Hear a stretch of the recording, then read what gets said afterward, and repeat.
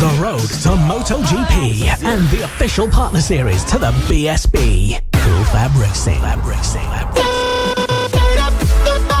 The road to MotoGP. This is Cool FAB-Racing from Clay Pigeon Raceway.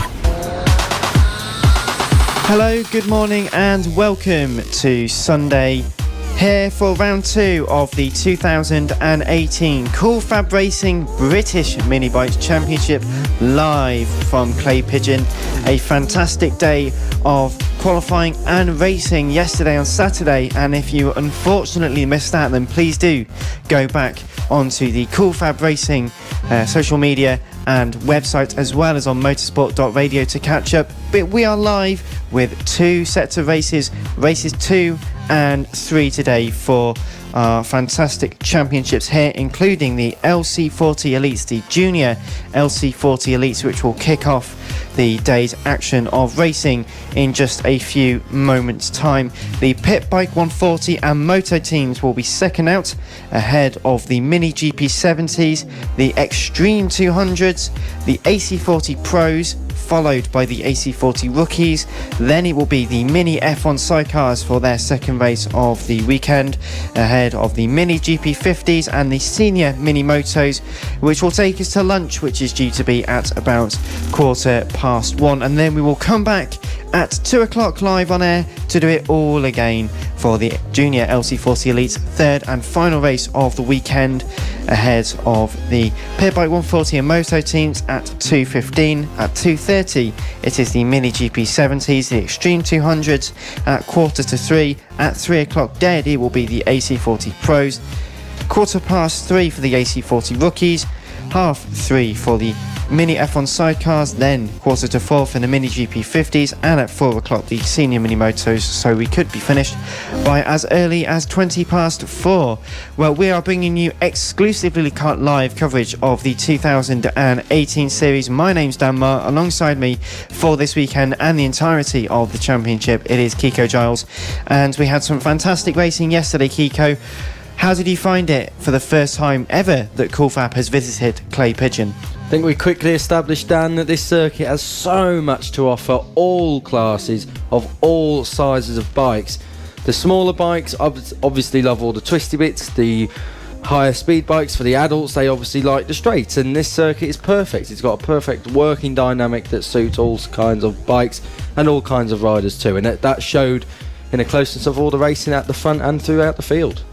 815 metres is the length of the Clay Pigeon circuit, starting with the pit straight, which isn't really straight. You weave from the final right-handed corner all the way down to the very fast turn 1, a sweeping left-hander, almost flat for some people, but it's a very difficult transition from a very quick left, braking into a hard braking zone for a double apex Billy's Bend, which is turn number 2. You turn right not once but twice, and getting the transition right can be very difficult, as we have explained over the course of the weekend. It quickly throws you into the S's, the right and then the left chicane, and a few people have had to go straight on over the course of the warm-up this morning without having the right grip, but you can take so many different lines through there, blasting you up towards Hands the Hairpin, which is turn number 4, a very tight right-handed hairpin.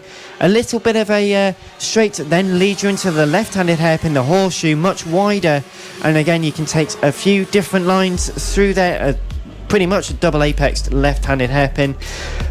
You then ride all the way very tight up to 2 final right-hand corners, Buttons, after Jensen Button, who started his professional karting career here at this circuit, and then the final top bend, turn number 7, 2 right-handers to close the lap. And some of the guys and girls riding out there this weekend have been doing laps around here in about 39-40 seconds, so a very, very quick lap.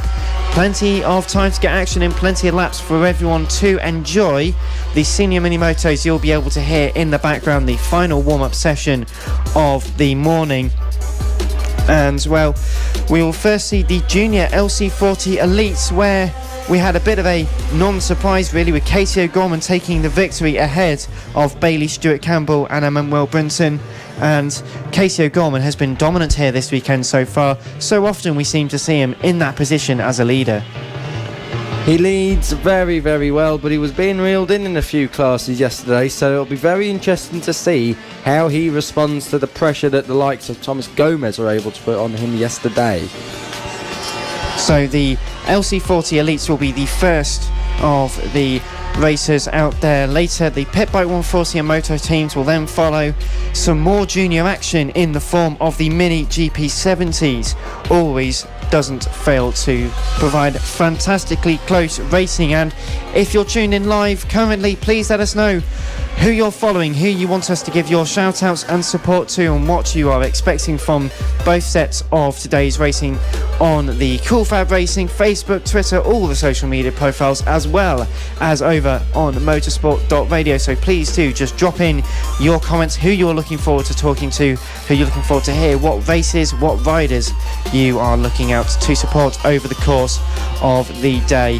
And we mentioned Casey O'Gorman, very, very strong in many different classes, and in the first round of the Extreme 200s, for instance, which will be our fourth race this morning, Elliot Pinson took 3 wins in the first round at Clandau 5 weekends ago, but don't believe isn't here this weekend, so already being shaken up massively as well. Mini GP70s, we mentioned AC40 pros and rookies, and both of those had absolutely brilliant races yesterday, Kiko. Indeed they did. It's a real shame that we don't get that in all the classes, of course, but for the races that we do see go down to the wire, they are so thrilling. Just looking at the championship standings, Dan, for the Extreme 200s, the top 4 in the series coming into this round are not actually here. So no Elliot Pinson, no Jody Fieldhouse, no Harvey Claridge, no Oscar Pinson. Gareth Roberts, after his win yesterday, goes on to 56 points and therefore elevates himself up to second in the championship. If he takes more than 19 points today, he will go on to take the lead of the championship and demote Elliot Pinson. And 25 points for a win here at the Cool Fab Racing British Mini Bike Championship races, so could well happen by the second race. And Gareth Roberts had a very, very titanic even battle with a few riders within that race. Alex Vella also having a great run in that particular session. There is plenty of action up and down the orders in all of our categories, and the LC40 Elites will be out in not just a few moments' time. A bit of a summary with the final warm-up of this warm-up session of the day here. Ryan Grant currently in the lead of the session, ahead of Richard Holmes-Williams and Will Howarth in the senior mini motos, and Richard Holmes-Williams yesterday in second place, so the current championship leader in that category, not winning like he did at Landau. He won all 3 races there. A second place is by no means particularly bad though. It isn't indeed. It really is a hard-fought championship. This we often see races go down to the last lap or the last few corners. The likes of Will Howarth were in with a shout right until the last couple of laps yesterday. Will dropped it at the horseshoe, so that'll put a little bit of I think more determination into his ride today to make up for lost time and lost points yesterday. A very challenging circuit, the Clay Pigeon circuit. Only about 7 degrees the air temperature, so not a lot of temperature in the circuit, so going to be very difficult to try and get some good temperature into your tyres, which can be critical around the very high speed, high energy circuits like Clay Pigeon. For the junior LC40 Elites, which are starting to get into the assembly area, ready to go onto the grid for their second race of the weekend, Bailey Stewart Campbell, who finished second yesterday, came into the championship this weekend. The first round won all 3 races. Casey O'Gorman on 48 points compared to Bailey's 75, but already Casey O'Gorman taking a victory, so starting to claw back just a few points. And the likes of Emmanuel Brinton and Ollie Walker also in the hunt for second place. They are 3rd and 4th in the championship, coming into the round with 46 and 45 points respectively.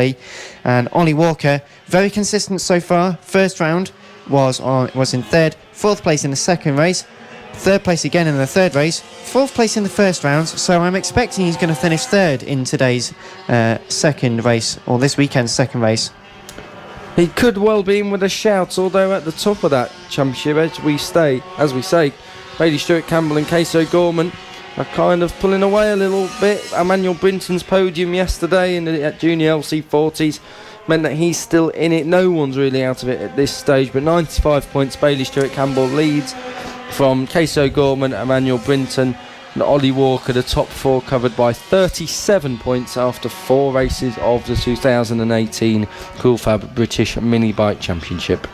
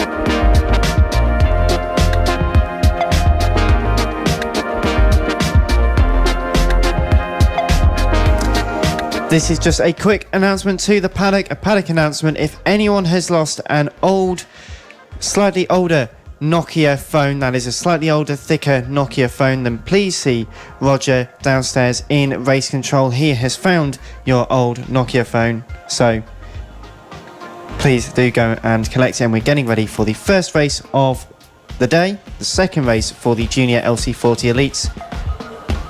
Full commentary in just a few moments' time.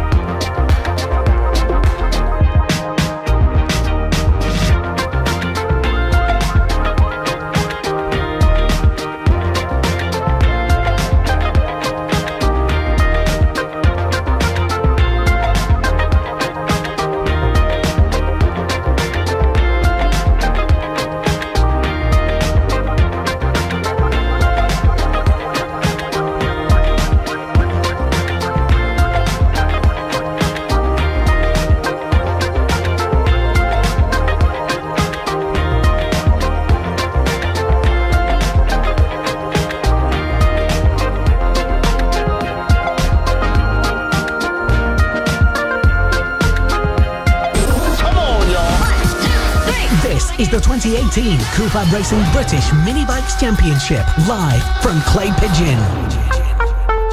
To live coverage of the second round of the 2018 Cool FAB-Racing British Mini Bike Championships, live from Clay Pigeon. We are about to get underway for the Junior LC40 Elites and their second race of the weekend. The marshals just moving away from the dummy grid as we are about to head onto the warm-up lap, and Kiko Giles will take you through the grid for this second race. Indeed, and drama already is no Casey O'Gorman on the front row, so that means Bailey Stewart-Campbell, the 99, has it all to himself so far. So no Casey O'Gorman on that front row, just Bailey Stewart-Campbell. On row 2 it's Emmanuel Brinton and Ollie Walker. On row 3 Josh Bannister in 5th, James Cook 6th, Sullivan Moundy and Ryan Hitchcock, Evan Belford and Mason Foster complete the top 10. Jack Kirsch and Johnny Garnis 11th and 12th, followed by Troy Jeffrey and Taylor Stewart-Campbell 13th and 14th. Joe Farragher is 15th ahead of Harrison Crosby, Lucas Brown and Luca Hopkins 17th and 18th respectively. Cameron Sewell is 19th, 20th Kyle Payne, Clayton Edmonds is 21st, and Alessandro Valente is in 22nd place, but no Casey O'Gorman, so that has thrown this series open a little bit as far as the series standards are concerned. Well, Josh Bannister then in third. Yeah, I believe actually. I'm getting myself slightly confused. Emmanuel Brinton starting in third position, but has a clear slot in front of him, so as they move the bike back just to put him into the right position. Very lonely on the front row there for Bailey Stewart Campbell. Might take just a little bit of the tension from him. The number 99 will be getting ready as everyone else is on the grid. Final checks to make sure everyone is in the correct position. No Casey O'Gorman. I think there is another one missing further down the field. We'll clarify that in a moment. The red lights though are about to come on for the first race of Sunday. The revs will rise in just a moment. Everyone very tentative. We get underway now, and a good start from Bailey Stewart Campbell, who does inevitably go into the lead of the race, but Ollie Walker making a great start into second position ahead of Emmanuel Brinton through the S's for the first time, as there's a yellow flag down at turn number 1. Marshall's just going over. Everyone just streaming through the S's for the first time though, but so far so good for Bailey Stewart Campbell on the first lap out of 10. At the horseshoe for the first time, it's Stewart Campbell ahead of Ollie Walker and Emmanuel Brinton. We're not sure who the crashes were at turn 2. We'll come back to that later when we have identification, but leading so far, Bailey Stewart Campbell from Ollie Walker. It'll be interesting to see if Bailey Stewart Campbell can clear off here. Third place, finished 6 seconds adrift of the lead yesterday, so it'll be interesting to see if Bailey Stewart Campbell can get into a rhythm more or less straight away and start to stretch the field out. So it is Bailey Stewart Campbell who did come through in the lead over the last lap. It was a great start also from the likes of James Cook, who's currently sat in 4th position, up to turn 4 for the second time out of 10 though, and it's a very tight battle for that looks to be second place actually. It's got Emmanuel Brinton in 3rd ahead of Ollie Walker and James Cook, and much like yesterday where everyone's starting to close in with each other, it's going to be a great battle for second place side by side between Brinton and it looks to be Walker. And is it going to be Brinton? No, it's Emmanuel Brinton who does in fact stay into second place just for the time being. Very, very tight battle going through turn 1 as the yellow flag's now taken out, so the whole track is open for overtaking. Through the S's then for the third time, not much in terms of position changing, but a 42.8 for Emmanuel Brinton in second place. A good 10th quicker than Stewart Campbell, but Stewart Campbell with 6/10 of a second gap for the lead. Just currently, just about enough to maintain a good gap. Will that come down though, Kiko? At the moment he's got that lead, but Emmanuel Brinton now, he's cleared Ollie Walker. He took him down into turn 1 on the outside. That's a popular way to take the lead or take a place down into that corner. Let's have a look at the gap across the line this time. It's 0.6, but it has come down in about 300ths of a second, and Emmanuel Brinton sets a new fastest lap on his way to doing so. So a 42.7 for Bailey Stewart Campbell and a 42.7 for Emmanuel Brinton. They are matching times together. So whilst Emmanuel Brinton in second place looks to be fending off the attack from Ollie Walker and James Cook in 3rd and 4th, getting very difficult. The little bit further run down the field, Josh Bannister in 5th, currently ahead of Evan Belford and Ryan Hitchcock. Sullivan Mounsey, Johnny Garness and Mason Foster rounding out the top 10. And Cameron Sewell, the number 100, in 17th place, making a position over Alessandro Valente over the course of the last lap. So very close and very great battling all throughout the field. I can see that for 6th and 7th, 8th and 9th it's looking very, very feisty with the likes of Belford and Hitchcock. Further down through the S's, almost 2 abreast through and up towards turn number 2, side by side. Not quite a move being made there though, but looking very, very feisty indeed, Kiko. Sullivan Mounsey just looking up the inside of Ryan Hitchcock at turn 4 there, couldn't make it work for him. In 9th place is Johnny Garness. Now he's come through from 12th on the grid, so a flying start from Johnny Garness. It'll be interesting to see how much more ground he can make up. Meanwhile, at the front, Bailey Stewart Campbell now being hounded by Emmanuel Brinton. So for a 3rd lap running as well, Emmanuel Brinton has set a fastest lap, and this time it was 3/10 quicker than the leader. So Emmanuel Brinton has definitely got pace. He's looking to take his first win of the season in all classes here today. 3 podiums in the last 4 races for Emmanuel Brinton. who's trying to look for a way on the left-hand side into turn number 5, the left-hander. Ollie Walker made a mistake. James Cook has gone through. That was on the exit of turn 4, so James Cook goes up a place. Ollie Walker goes down a place. Very close stuff though for third place as well as for the lead of this race. It was just a quarter of a second over the line on the last lap. They come over it once more and the gap slightly pulling out. Bailey Stewart Campbell has responded with a 42.349 through the S's. It's still very, very close between Bailey Stewart Campbell and Brinton, the 99 versus the 93, as James Cook passes Ollie Walker then for third, as confirmed by Mr. Giles. Bailey Stewart Campbell set the fastest lap of the race last time around with that 42.349, but it hasn't done him much good as they come through 5, now into 6 at Button's corner, and Emmanuel Brinton's climbing all over the rear wheel of Bailey Stewart Campbell. It's going to be interesting to see if he can get a slingshot down the straight, different lines. Bailey Stewart Campbell sweeps out wide. Emmanuel Brinton takes a tighter line as they go through turn 1. The order remains the same, but no fastest lap this time. But in saying that, Emmanuel Brinton was quicker than Bailey Stewart Campbell through the S's. Now it's important to get the runner out there on the left-hand side, up towards the hairpin. Emmanuel Brinton has a look. He dives for the inside, almost makes a move, can't quite get it done that time around. Bailey Stewart Campbell holds off into turn 5. The difficulty of using turn 4 as an overtaking opportunity, sometimes you can find so much more grip on the rider's left-hand side. You can try and leave it as late as you dare, but the battling between the pair of them is leading James Cook to join in on the fight. Almost go side by side through the final corner. Top bend, the very long right-hander, and whilst the gap is dropping between the pair of them, James Cook, the 144, is getting very, very close. So nearly a three-way fight for the lead with just 2 laps to go.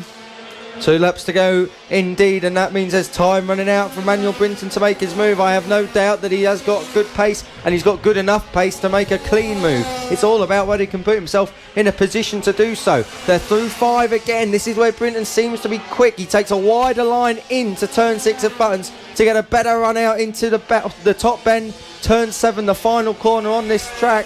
Emmanuel Brinton is building down the straight. Can't quite make a move though, and with 1 lap to go, it really is between these two now. James Cook has done very well to bridge the gap, but he isn't quite there yet. It's the last lap, Brinton versus Bailey Stewart Campbell.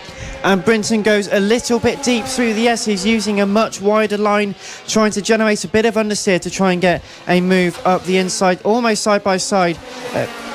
As we come up towards turn number 5 now, the left-hander, just 3 corners left to go. Bailey Stewart Campbell remains in the lead, but for how long? Through the first of 2 right-handers. Brinton is almost on the coattails. He's going to get very, very close indeed. It just has 1 corner left to go. They're going to try and pull side by side, but Bailey Stewart Campbell, as it's going to be a photo finish, Stewart Campbell takes the win. The 99 finishes just 0.2 of a second ahead of Brinton. James Cook came over the line for 3rd place ahead of Ollie Walker and Josh Bannister for the top 5, and it was a very close run, as was a little bit further back the likes of Sullivan Mounsey.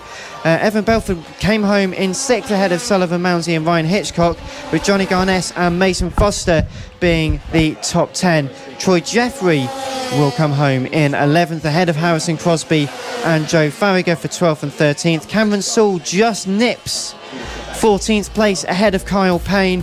Taylor Stewart Campbell and Clayton Edmonds ran out the top 17 with Alessandro Valence. Lucas Brown and Luca Hopkins didn't seem like they took the start, unfortunately. So 18 finishing that race. Very close stuff indeed.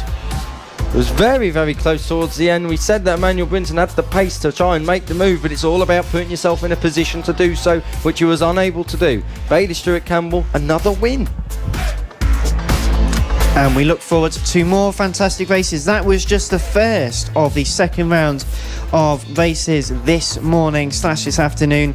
The Pit Bike 140 and Moto Team guys and girls will be out in just a few moments' time, ahead of the Mini GP70s and the Extreme 200s. Got a small paddock announcement here. A blue BMW with the registration plate WJ67XYL and a grey Honda of the registration RJ58FW6, I believe that says. Would you please relocate your cars to allow another driver to come out? So that's a blue BMW with the registration plate WJ67XYL and a grey Honda with the registration plate RJ58F6. Can you please move your cars? We move on then to the Pit Bike 140 and Moto teams for the second race of the weekend, and an absolutely great championship. Two classes combined, Pit Bikes and Moto team. The clay pigeon circuit seemingly suiting the Pit Bikes just a little bit better, where they can utilise the massive amount of torque from the relatively stop-start first sector and the two hairpins.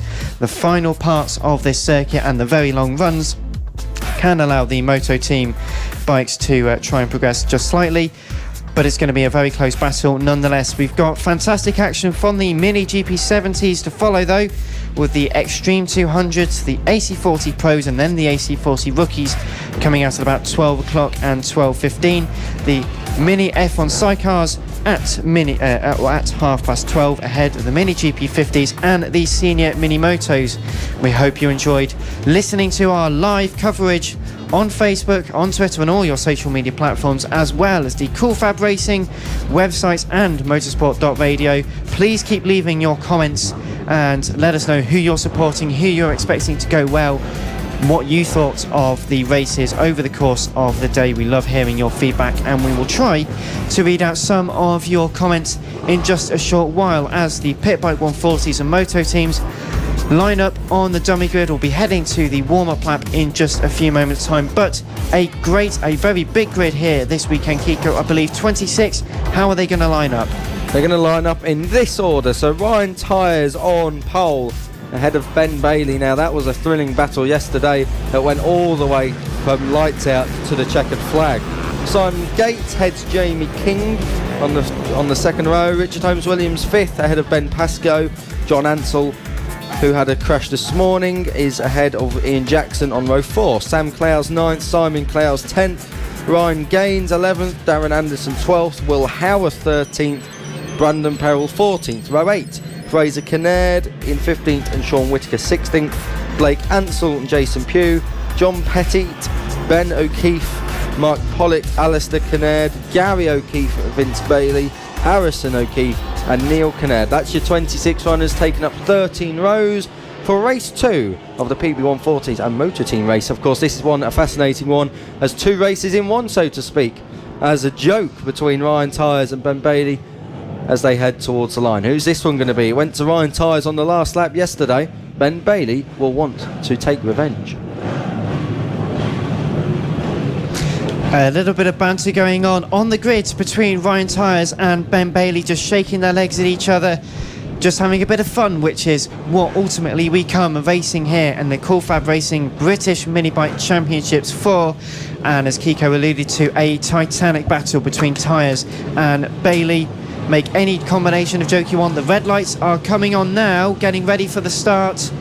Revs gets ready, everyone at biting point. A little roll there from Ben Bailey, but he manages to get a decent start side by side between Tyres and Bailey. Bailey does sweep around the outside at turn number 2. The right-hander nearly contacts between himself and Tyres. They do make it through cleanly though, as everyone has to really struggle to make it through. The S's very tight on these opening laps out of 14. Late dive up the inside from Ryan Tyres for the lead, remains in second place just for the moment. They're still pointing at each other. I don't think they're taking this particularly seriously, but they've already made a good few lengths on the likes of Jamie King, last year's champion, who's got a few other riders for company, round to the final corner for the first time out of 14, and the order resumes as yesterday. Bailey ahead of Tyres. Ryan Tyres looks like he's taking it very serious. He's almost run Ben Bailey out wide about 4 times in each of the laps, so Ben Bailey has got a huge pressure. We're coming to the S's now. That is where Ryan Tyres looked very, very good yesterday. It was a great start from Jamie King. He managed to jump Simon Gates off the line, and almost I thought he was going to ram it down the inside of the leading 2 into turn 2. But at the moment it's Ben Bailey who leads only just as they come into turn 5, as through went Ryan Tyres, almost trying to take a place, but as they flick through buttons, Ryan Tyres got good drive. That's a great move at top bend. We've not seen that one yet, so Ryan Tyres moves through. Ben Bailey wants it back, playing to the crowd. Ryan Tyres leads it ahead of Ben Bailey's, whose pink helmet, I must say, reminds me so much of Steve Hislop, the late great Steve Hislop of British Superbikes. Ben Bailey second and Ryan Tyres in the lead, but will it stay that way for long? Not for particularly long, I can imagine, but just use the inside line at the final corner, the top bend, a very long right-hander cut back to perfect effect through the right-hander and the left-handed hairpins at turns 4 and 5 for the pair of them currently. But Jamie King just holding on to third place ahead of Simon Gates and Ben Pascoe, with Richard Holmes-Williams in 6th. Sam Clowes made up a few positions from the start up to 7th. Ian Jackson, Simon Clowes and Darren Anderson all fighting away. Simon Clowes, the number 9, is currently the leading Moto team rider, as there's a yellow flag just for someone who's restarting their bike on the left-hand side at turn number 2, so won't be for particularly long. But Ryan Tyres, a new fastest lap of a 40.349, has almost got, or over 4/10 of a second, the lead so far. Through turn number 5 though, Kiko. Ryan Tyres went a little bit wide that time. It doesn't cost him too much time. Ben Bailey still in second place, chasing him hard, but the gap has kind of extended now as they come through top bend, using all the track and a bit more. Ryan Tyres still in the lead. Ben Bailey, though, not giving up just yet. And with 10 to go, you'd be an idiot to start calling results at this early stage. Unless, of course, one of them makes a mistake. I think these two are going right down to the last lap like yesterday. Yellow flags down at the final corner for 2 as they're up, and they are trying to get back onto the bikes. So yellow flags at the final corner as well as at turn number 4. Turn 4, back. One of the back markers went down, and I tell you what, Ryan Tyres was so lucky to avoid him. That almost cost him a lot of time. In fact, it has cost him time, because Ben Bailey is now all of a sudden right with him. 2 riders having a tea party down at turn 7. That's top bend, 2 of them in the grass. They'll be back up. They're perfectly okay either way. Across the line, Ryan Tyres with the fastest lap. Ben Bailey, though, chasing hard in second as more traffic awaits. As using just a little bit of the attrition ahead of them to try and catch back up is Ben Bailey, who's all over the back of the number 55 bike. In fact, going for a cheeky little move, maybe up the inside at turn number 4. They've been using different rider semantics and the way they're actually riding the bikes, just poking themselves in, going, I'm here, mate, I want to come through, I'm going to have you at some point, I'm just going to mess with you a little bit. Through the final 2 corners, yellow flag still down at turn number 7, the top bend. So as we come through the line now, over the line, Tyres still ahead of Bailey, still looking fantastic, and as they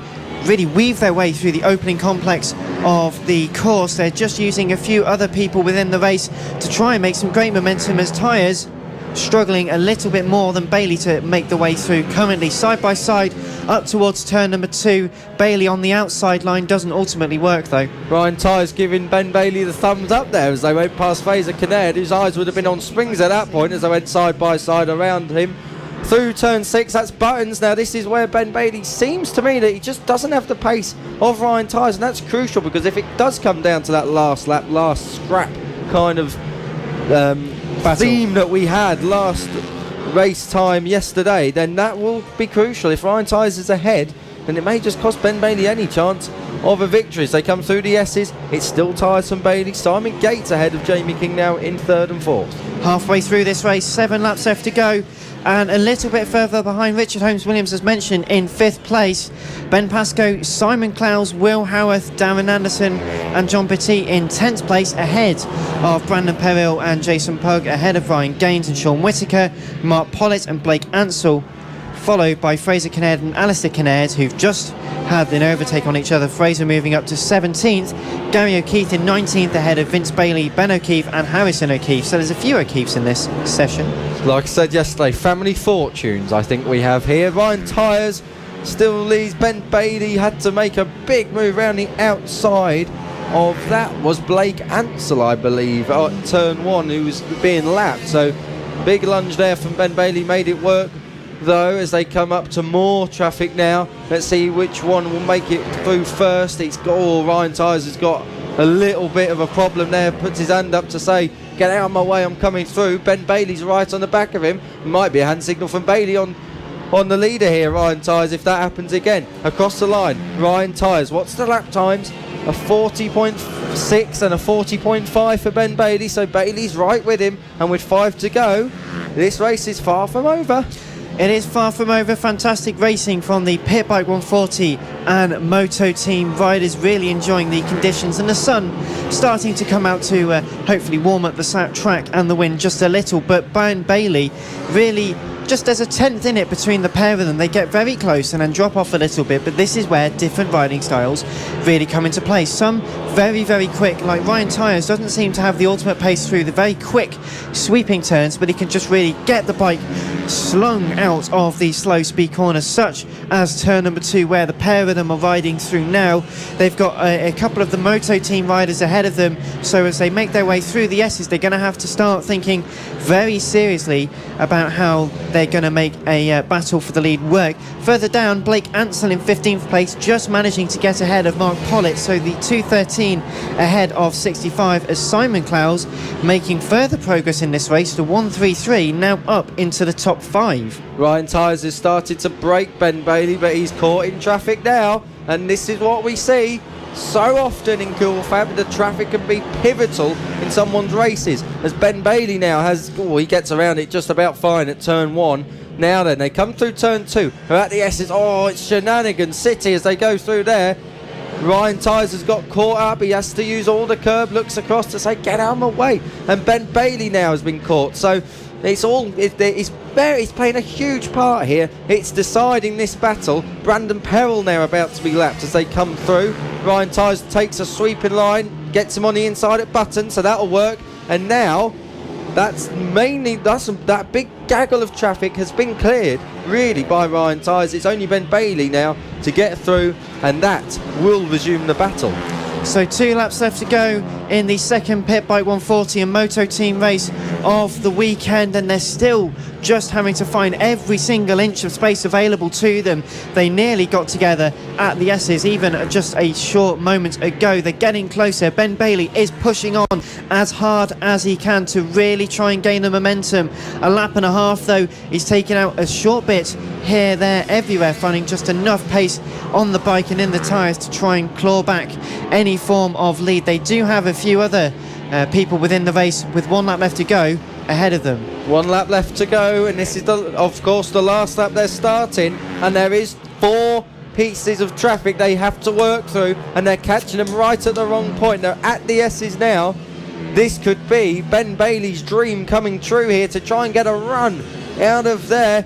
Ryan Tyres looks behind him up to turn 4 and sees where Ben Bailey is. Ben Bailey's been caught in traffic at turn 4. That may have just blown any chance he had as they pick their way through. 2 corners to go. I think Ryan Tyres has got this one sewn up.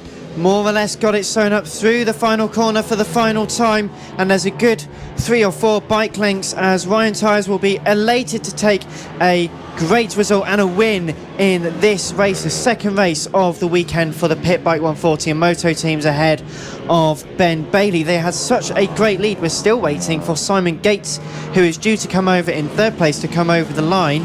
We'll let you know of that gap in just a few moments, but further down, confirmed that number 100, John Petit, finishes in 10th place.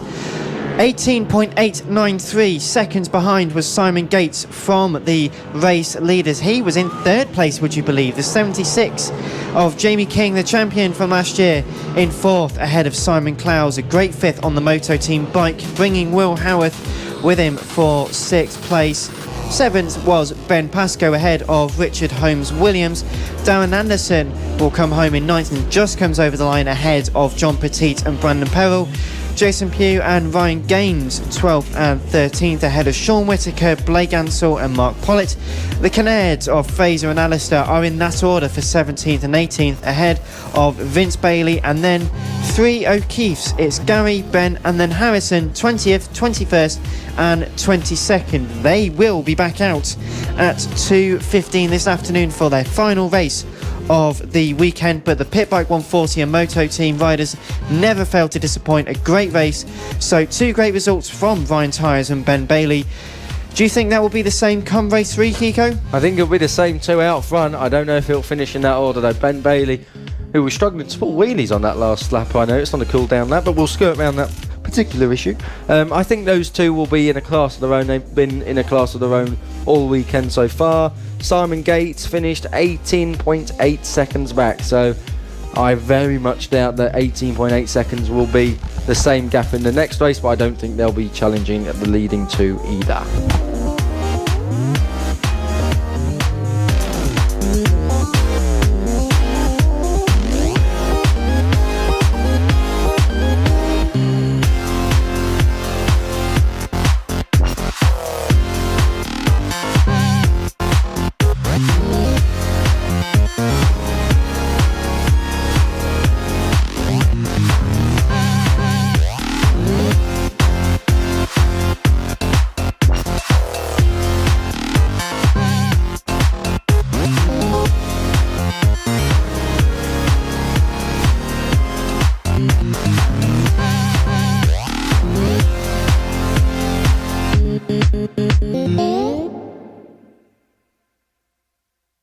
The road to MotoGP. This is Cool Fab Racing.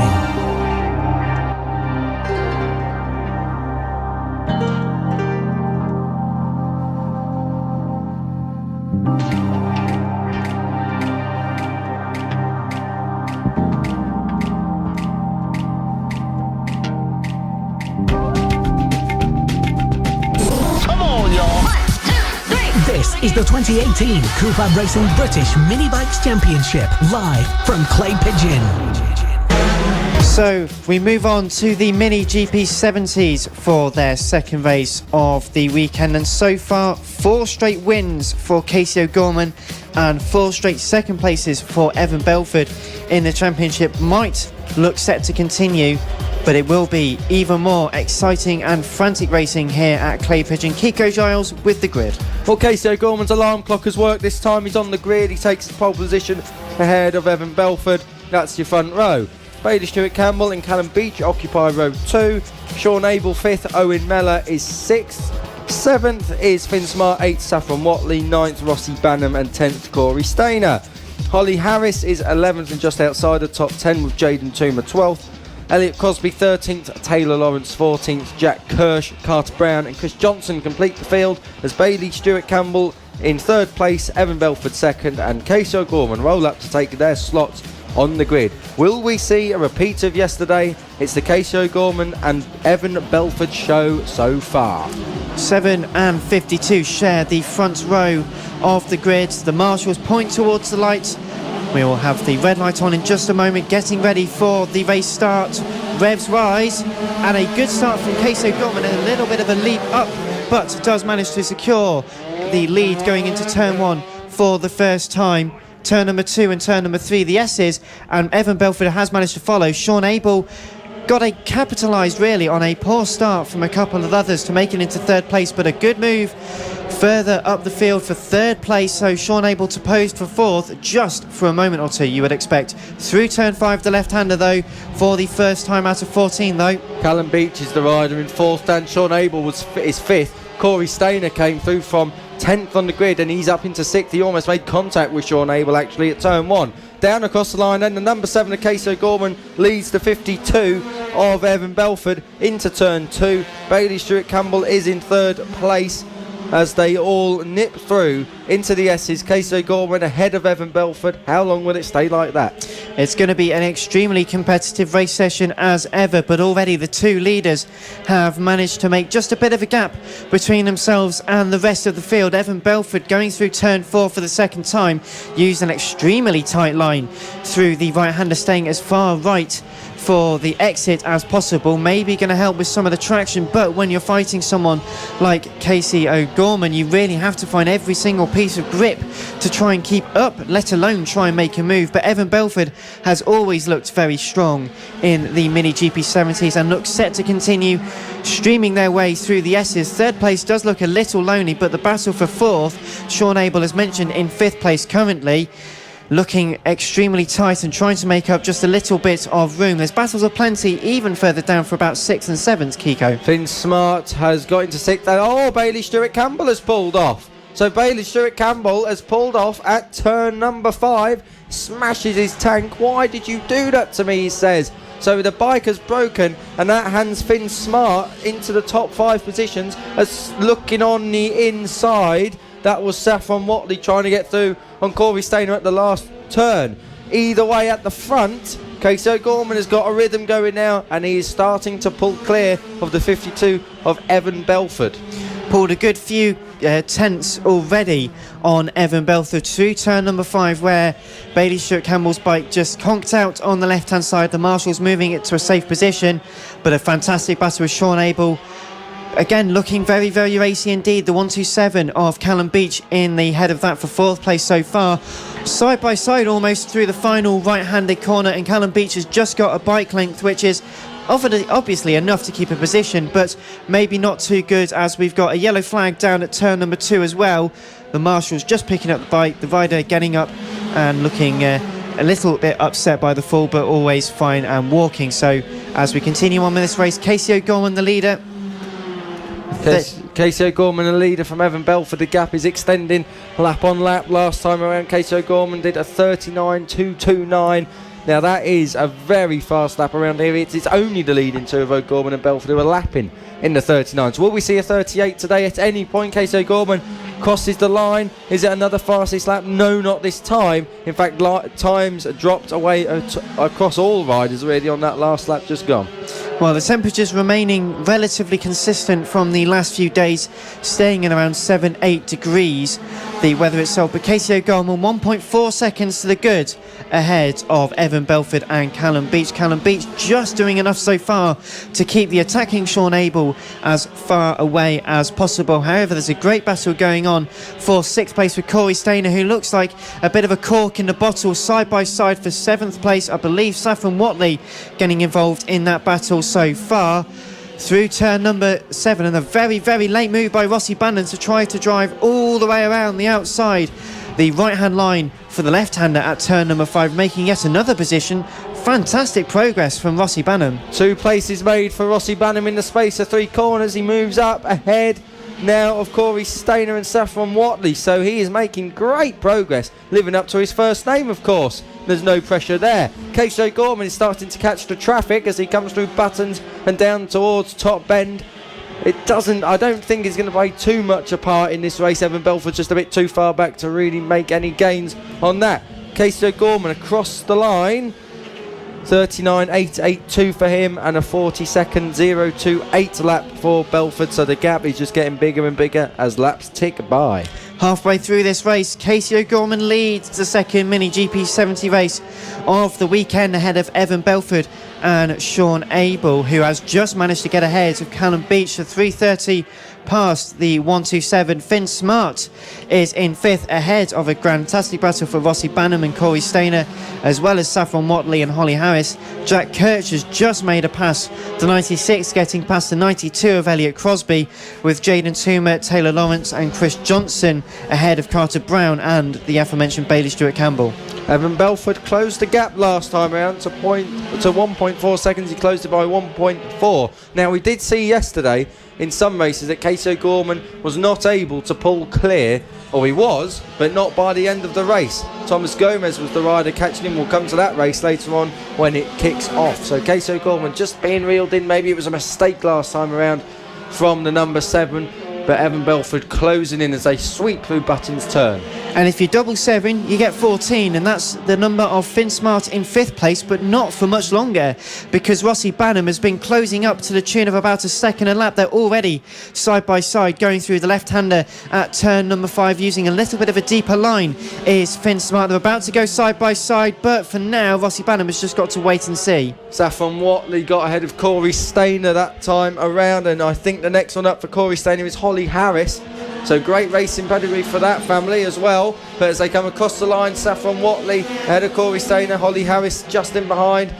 Casey O'Gorman's lead is down to 1.3, so he is being caught just ever so slightly. He gets ahead of the traffic. There's more to come. Evan Belford he's not out of it yet, with 4 laps to go as they cross the line now.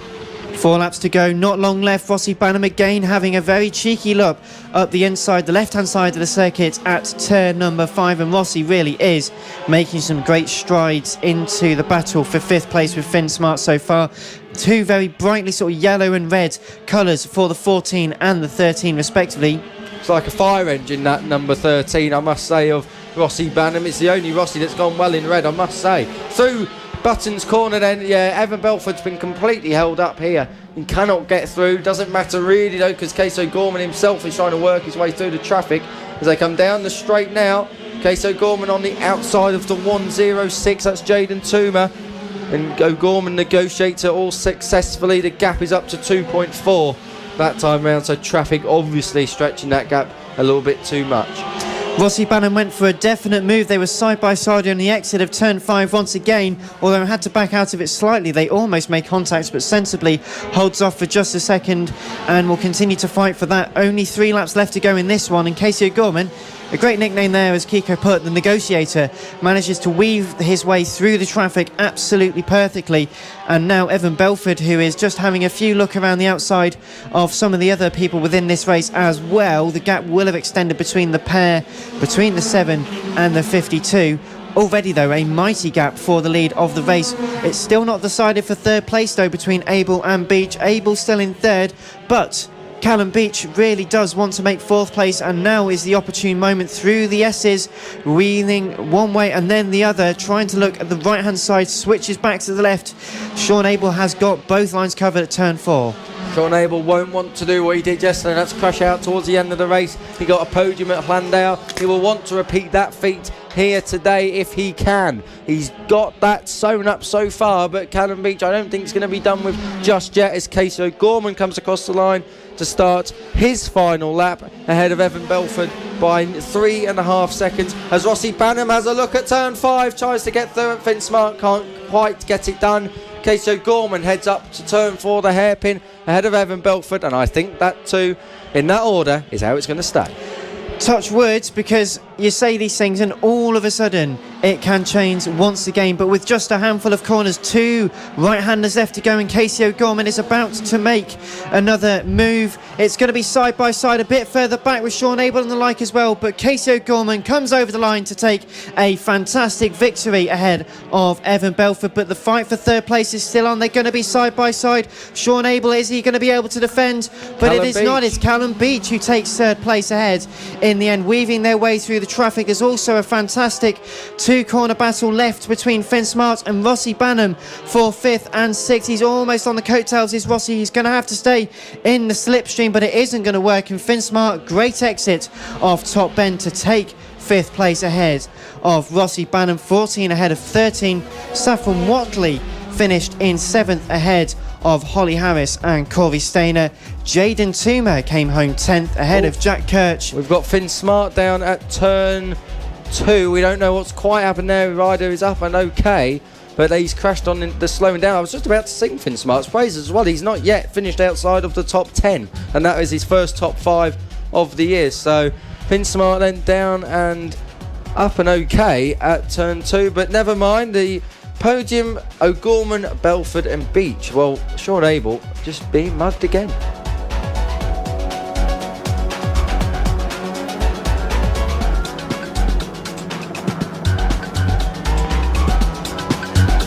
So a great result there for everyone. So as mentioned, Saffron Watley, a great result in 7th place. The 178 going very well in that, only finished 1.5 seconds behind the battle for 5th and 6th, which looked very close throughout the entirety of the race. Holly Harris in 8th place ahead of Corey Stainer and Jaden Toomer.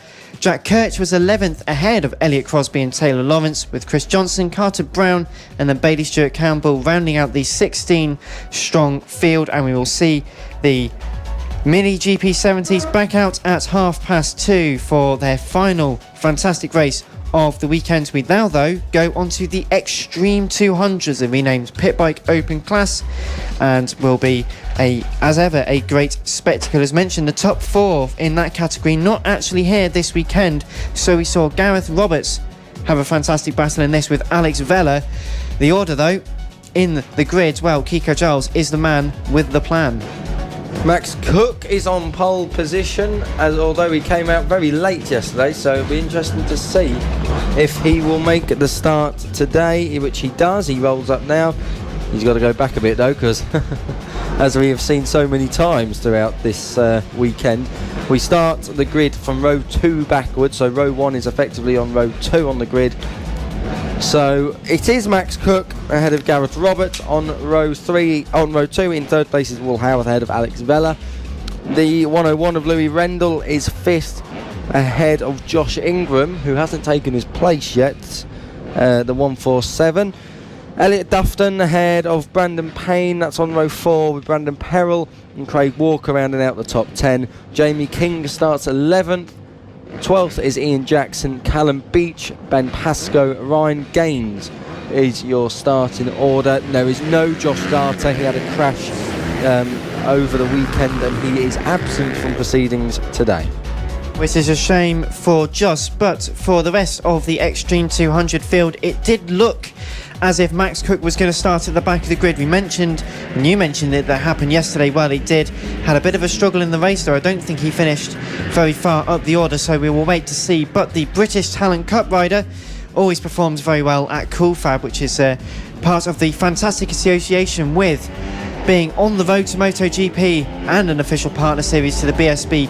Brad Ray sometimes races in this category as well as the Pit Bike 140 and Moto team. So whilst at Mondano Park this weekend for him, we do see him out and we'll hopefully be seeing him out in a few rounds this season. But we get ready for a start. Mallory Park, Dan. If he's in Mondano Park, I tell you what, he's flown out there. Well, he definitely flew. From what I saw on social media this morning, he was flying nonetheless. So Oi, dear me, you've obviously got my same joke book. Yeah, you want it signed?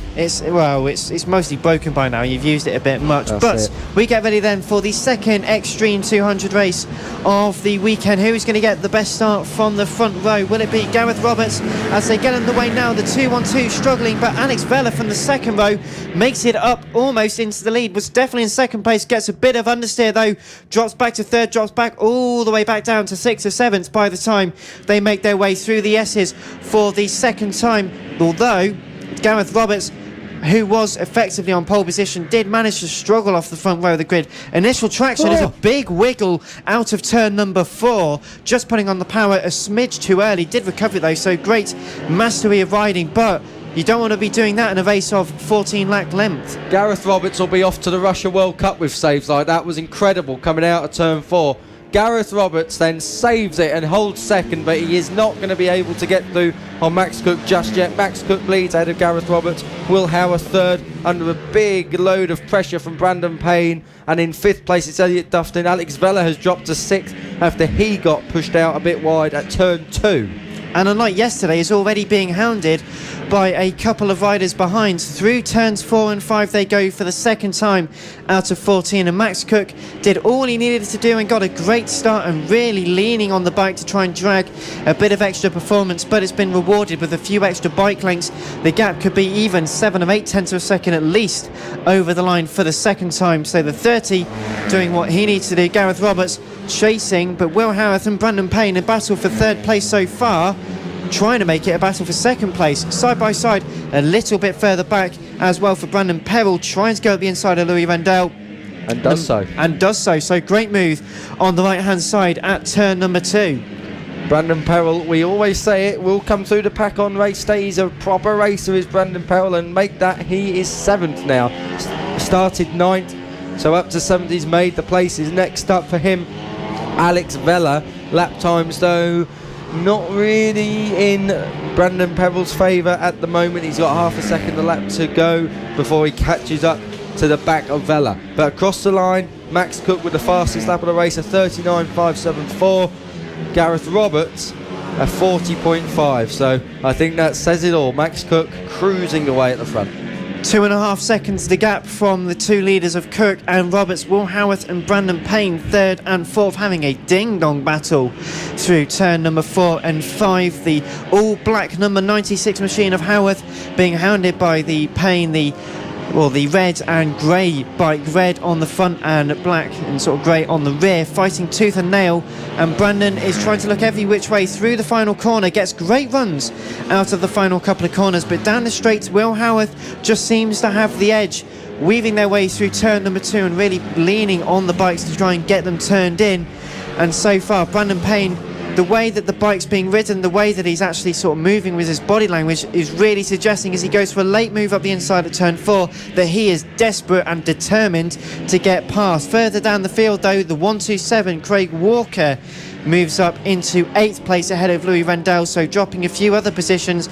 Jamie King rounds out the top 10, but Dufton and Vella, we've not mentioned them too much, 5th and 6th so far. They're on their own as well. They're not really too far ahead of Brandon Perrell, but they are quite a way off Brandon Payne ahead of them. So Elliot Dufton and Alex Vella having their own little battle so far as they go through turn 2. Will Howarth is under mighty pressure from Brandon Payne as well, 3rd and 4th there. Will Howarth on the 96 in the lead of that battle at the moment, and Gareth Roberts is not too far ahead of them. So, but Max Cook is the one who's leading, and he is half a lap really clear of anyone else as they come through Top Bend. He uses all the track and more, comes down to the line, 8 to go. 38.8 on that last lap. He comes over the line in a 31.8. That fastest lap of a 38.8 is significantly fast. And in fact, Brandon Payne is fighting tooth and nail. He's got through on Will Howarth, a fantastic run through the final corner at Top Bend, and the 23 manages just to edge out the 96, but on the attack immediately back is Will Howarth, who looks to the left hand side up towards the offline at turn number 4. The right hander trying to go very wide in to try and carry a much more momentum. Sadly couldn't quite work on that last lap, but Alex Vella, the 621, now up into 5th place ahead of Elliot Dufton, and the last lap for Alex was a 40.8 as opposed to the 41.9. He's actually going quicker than Will Howarth so far. Brandon Perrell's lapping quicker than a pair of them. Elliot Dufton, him in 2nd place. Well, it's looking very competitive indeed. A 38.8, not been bettered by Max Cook, but 11.8 seconds is the gap between himself and Gareth Roberts. Brandon Payne in 3rd place relatively comfortably so far.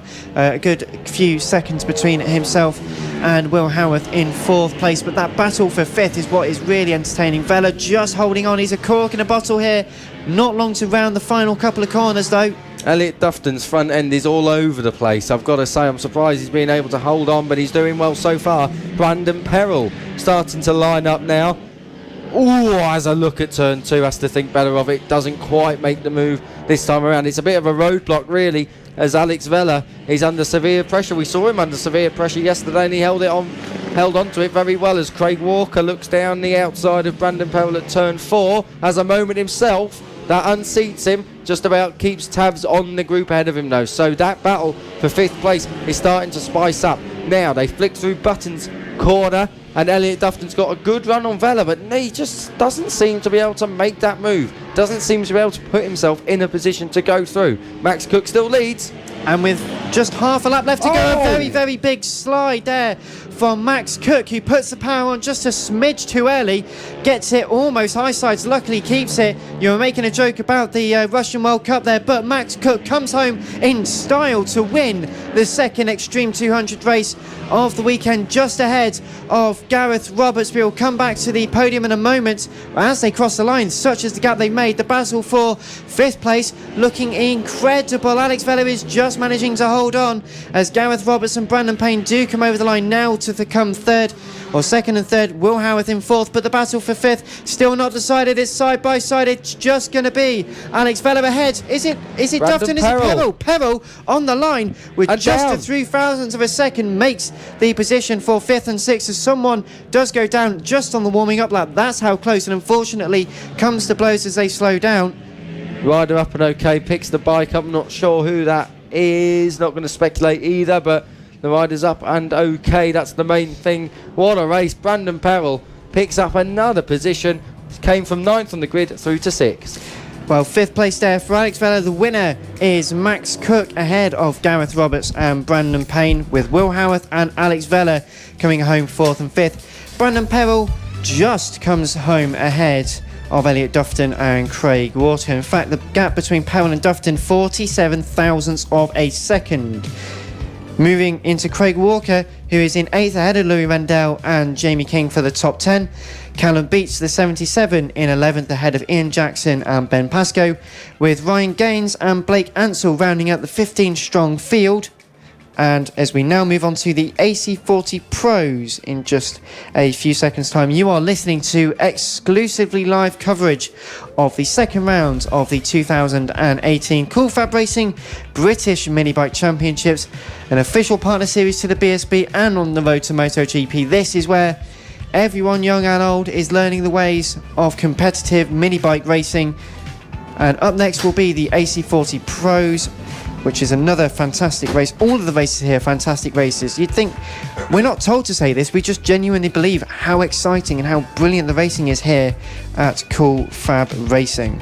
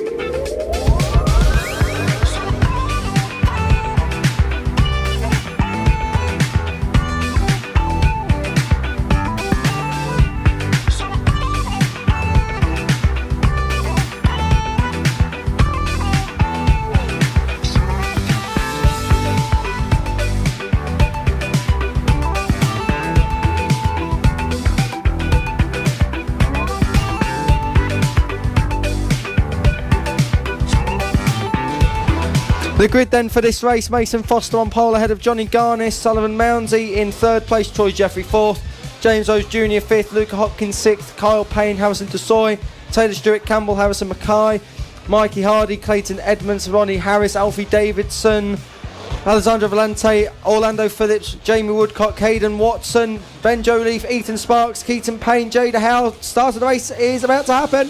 So the AC40 Pros get away for their second race of the weekend, the front row, and in fact everyone gets through cleanly. The front row though fighting it out with each other, and it just looked like Mason Foster went around all the way around the outside into turn number 2, which is no mean feat, but everyone manages to stream through the S's for the first time. This a 10 lap encounter, but already a battle for third and fourth. A few people having a cheeky look up the inside. These are the guys that we will most likely see in the likes of the BSB and MotoGP in future, so this is where they're learning their racecraft, and so far so good. Johnny Garnis came from second on the grid into the lead. He's leading so far ahead of Mason Foster. Troy Jeffrey went from fourth to third, but he's under attack from Sullivan Mounsey as they come down the straight for the first time to complete lap 1 of 10. Johnny Garnis leads ahead of Mason Foster, Troy Jeffrey and Sullivan Mounsey. Sullivan Mounsey out of that top 4, the only one not to win a race so far, but he did have the honour of leading the championship as we've got a faller at turn 1, rider up and okay. Sullivan Mounsey looking to try and get back ahead of Troy Jeffrey and retake that third place from which he started from. Through to turn number 4 and 5 for the second time out of 10, and Sullivan Mounsey will be determined to try and take another great podium. A little bit further back, James Rose Jr. did make it ahead of Luca Hopkins for 5th place, and in fact the 5th place battle seeming very, very talented so far, with 5 different riders involved in that particular battle. It's almost going to be a 6th. James Rose Jr. and Luca Hopkins, they're fighting out amongst themselves, but bringing everyone else to play at exactly the same time. Green flags all around the circuit, so Johnny Garnett leads to the tune of 0.3 of a second, but Mason Foster, the 88, with the fastest lap on that last lap. Troy Jeffrey and Sullivan Mounsey having a bit of a go at each other, but then it's James Rose Jr., Luca Hopkins, Harrison Desoy, Kyle Payne and Taylor Stewart Campbell, covered by less than about a second and a half, coming through turn 4 and 5 now. Luca Hopkins is always in the top 6. He is going to be a consistent runner this year, rarely makes a mistake, and he's all over the back of James Rose Jr. for 5th place. Mason Foster is going with Johnny Garnis, so it's going to be interesting to see how that plans out, with Sullivan Mounsey going down the outside at turn 2. Not this time on Troy Jeffrey. Troy Jeffrey holds on. Sullivan Mounsey, though, I think it's a matter of when, not if. He doesn't want to finish 4th again. He wants to be back on the podium. He's been on the podium 75% of the time this year. He will want to make it back today. And Troy Jeffrey didn't finish the first race of the year at Landau, but he did manage to get a win there at the same token, as well as a 15th. 3rd place in the first race yesterday, so we'll want to keep that streak of podiums going so far. But Sullivan Mounsey always wants an extra result. As you can imagine, all of these guys and girls are desperate for success. Speaking of desperate for success, Mason Foster is starting to close in on Johnny Garness. The gap now just under 0.3 of a second. Fastest lap a couple of laps ago for Johnny Garness, but Mason Foster is closing as they go through the S's right and then left. Same though for Jeffrey and Mounsey. Jeffrey looks one way than the other, because Mounsey has got to attack. He's almost on top of him. They would be effectively pillion at this point in time through turns 4 and 5. Sullivan Mounsey all over the back of Troy Jeffrey. He's really on him. At the front, Mason Foster is giving Johnny Garnis a very hard time things as they go through top bend now, getting the slingshot down the straight. Mason Foster pulls out. He's going to has a little bit of a look into turn 1. Not this time. Sullivan Mounsey's very, very good into turn 1. He might set a move up into turn 2. Can't quite get it done there. Troy Jeffrey holds on. But out front, the top 5 then for you: Johnny Garnis, Mason Foster, Troy Jeffrey, Sullivan Mounsey and Harrison Desoy. Luca Hopkins is next up in 6th place, living up to what we said about him earlier, a consistent top 6 runner. James Rose Jr. in 7th, ahead of Kyle Payne, Taylor Stewart Campbell and Clayton Edmonds. Orlando Phillips on the last lap. The 27 gets ahead of 66 Ronnie Harris for 11th place. Alfie Davidson also making progress. The number 8 now in 18th place, ahead of Ethan Sparks in 19th. Over the line they come then. We are more or less half distance in this race. In fact, 6 laps completed, and Johnny Garness still holding off 0.4 of a second ahead of Mason Foster and Troy Jeffrey. That battle for 3rd still looking titanic. The battle for 5th and 6th looking even better still. Harrison Desoy, the 55, a bit of a cork in the bottle, to use a metaphor I keep using, but it is looking a fantastic battle, with the 55 sort of heading that battle of 5 bikes at the moment, containing Hopkins, Rose, Payne and Stuart Campbell. Sullivan Mounsey still not found a way through ahead of Troy Jeffrey. Oh, he almost hit the back of him at turn 6. That's Button's corner, so lucky to stay on there. Mason Foster is closing in on Johnny Garnis. Getting very close indeed. And down at the exit of turn 2, someone's gone down, rider up and okay. That'll be yellow flag situation there, so no overtaking. Doesn't really matter anyway. Mason Foster did not really have a position to get through ahead of Johnny Garnis. Lap times last time around, Mason Foster was 2/10 quicker than Johnny Garnis, and they are both having to weave their way through the traffic. Weaving their way through very expertly. It's a very difficult situation to be in something like an AC40 Pro, where you don't have an awful amount of power to try and get past someone else. So you have to really delicately balance it. Garness still holds on to the result so far. Just 2 laps left to go as they come over the line. Once again, Garness versus Foster, even closer. Just the 1/4 of a second is all that covers them. Yellow flag still on the left hand side of turn number 2. The marshals, though, who move the bike out of the way, so will be clear in just a moment's time. Very, very effective all the way down through the field for Garness and Foster, as well as that battle for Desoy. He just seems to be in control on the 55 ahead of Luca Hopkins for 5th and 6th. A bit further down the order though, it's still Taylor Stewart Campbell, Kyle Payne and Clayton Edmonds as the top 10, with Harrison McKay jumping ahead of Ronnie Harris for 12th.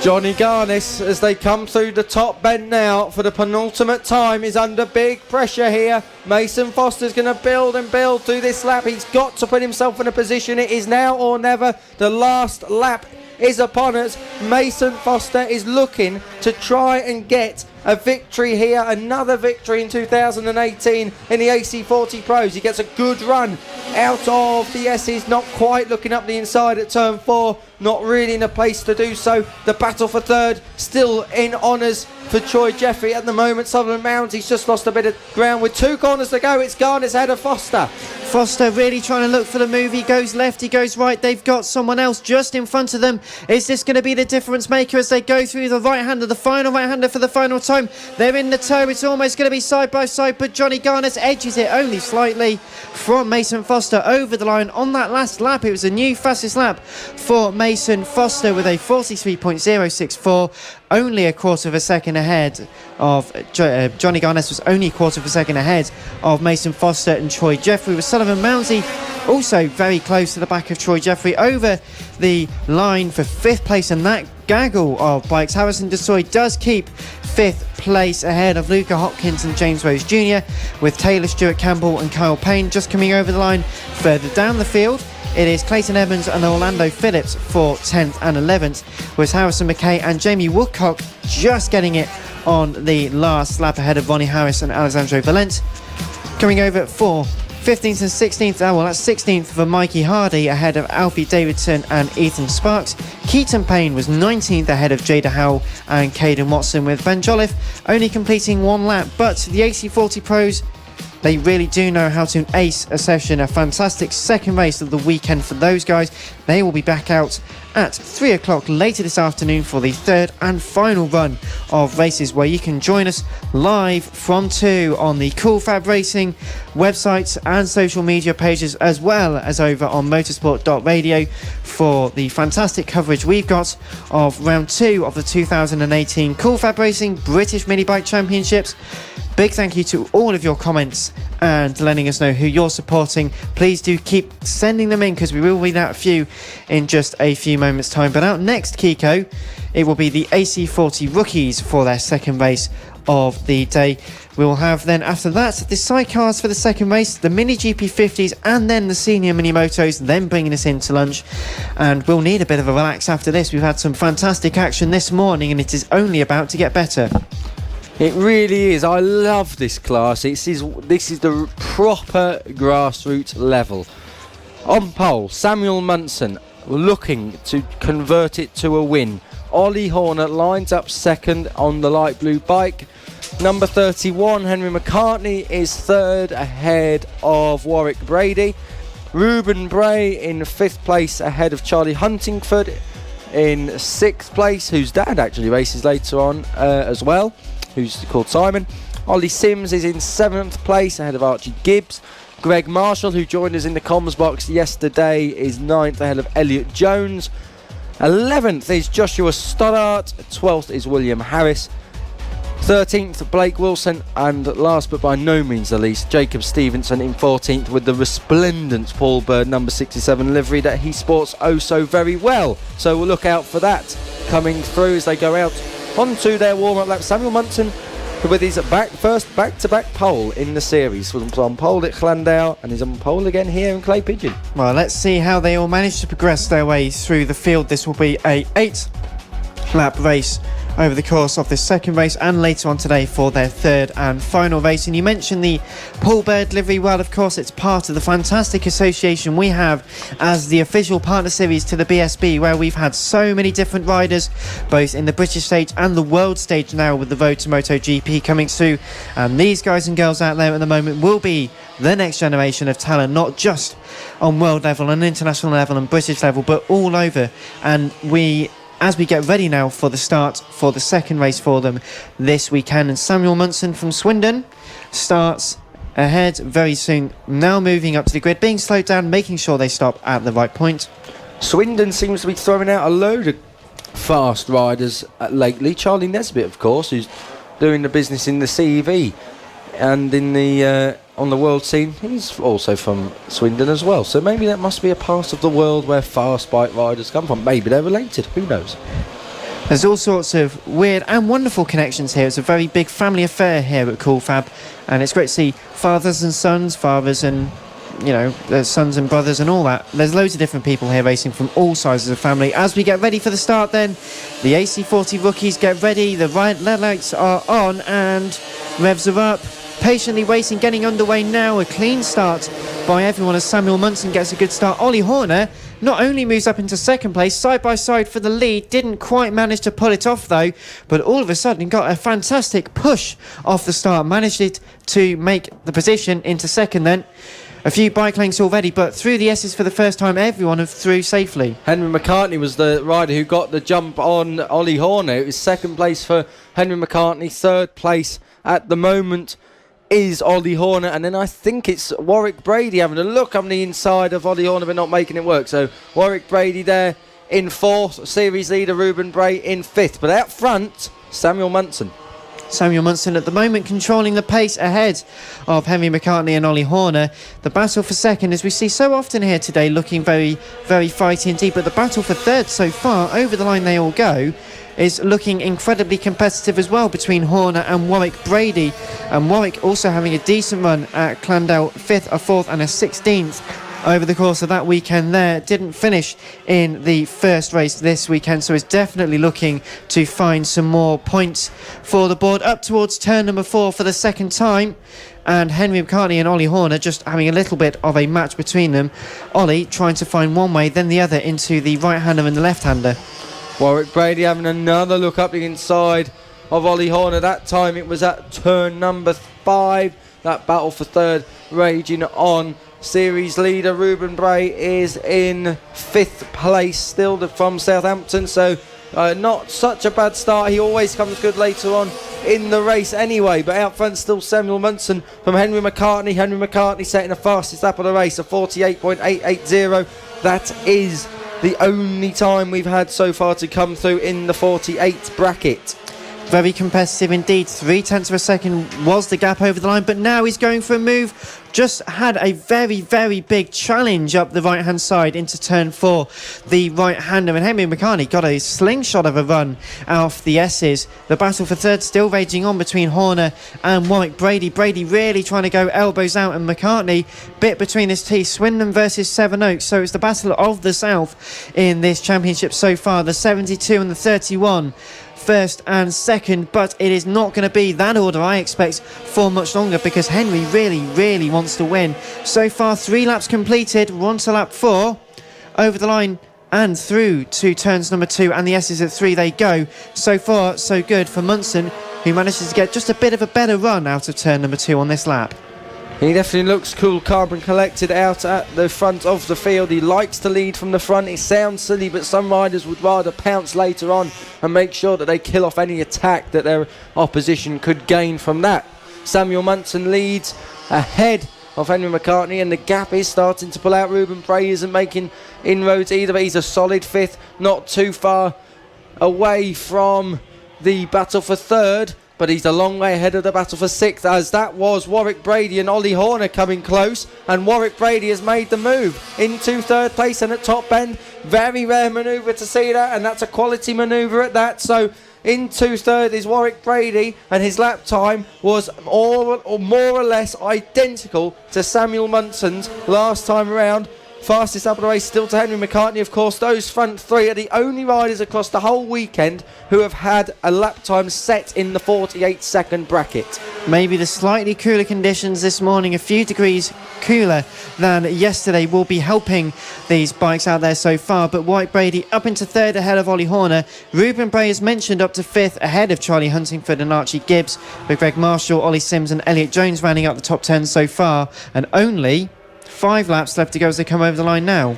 Warwick Brady's obviously got a fan club because they're cheering him on trackside. Warwick Brady in 3rd place there with the fastest lap of the race, a 48.2. Where did that come from? That's miles faster than anyone else. So Warwick Brady, he retired out of the race yesterday. He's wanting to make up for it, and in a big way as possibly can. Warwick Brady is lining up Henry McCartney this time at turn 4, trying to make a move, but not quite. And all the time that Henry McCartney and Warwick Brady are battling, it just allows Samuel Munson to pull a bike length or two as they come up to lap Jacob Stevenson now at Button's corner. Warwick Brady takes a sweeping line in, looking to get the drive out of the corner, not quite being able to do so as they come through top bend then down the straight. Warwick Brady third, second place Henry McCartney, and in the lead Samuel Munson. Will it stay like that for long as Ollie Horner crosses the line in fourth place, still in that leading group, just a little bit detached for now though.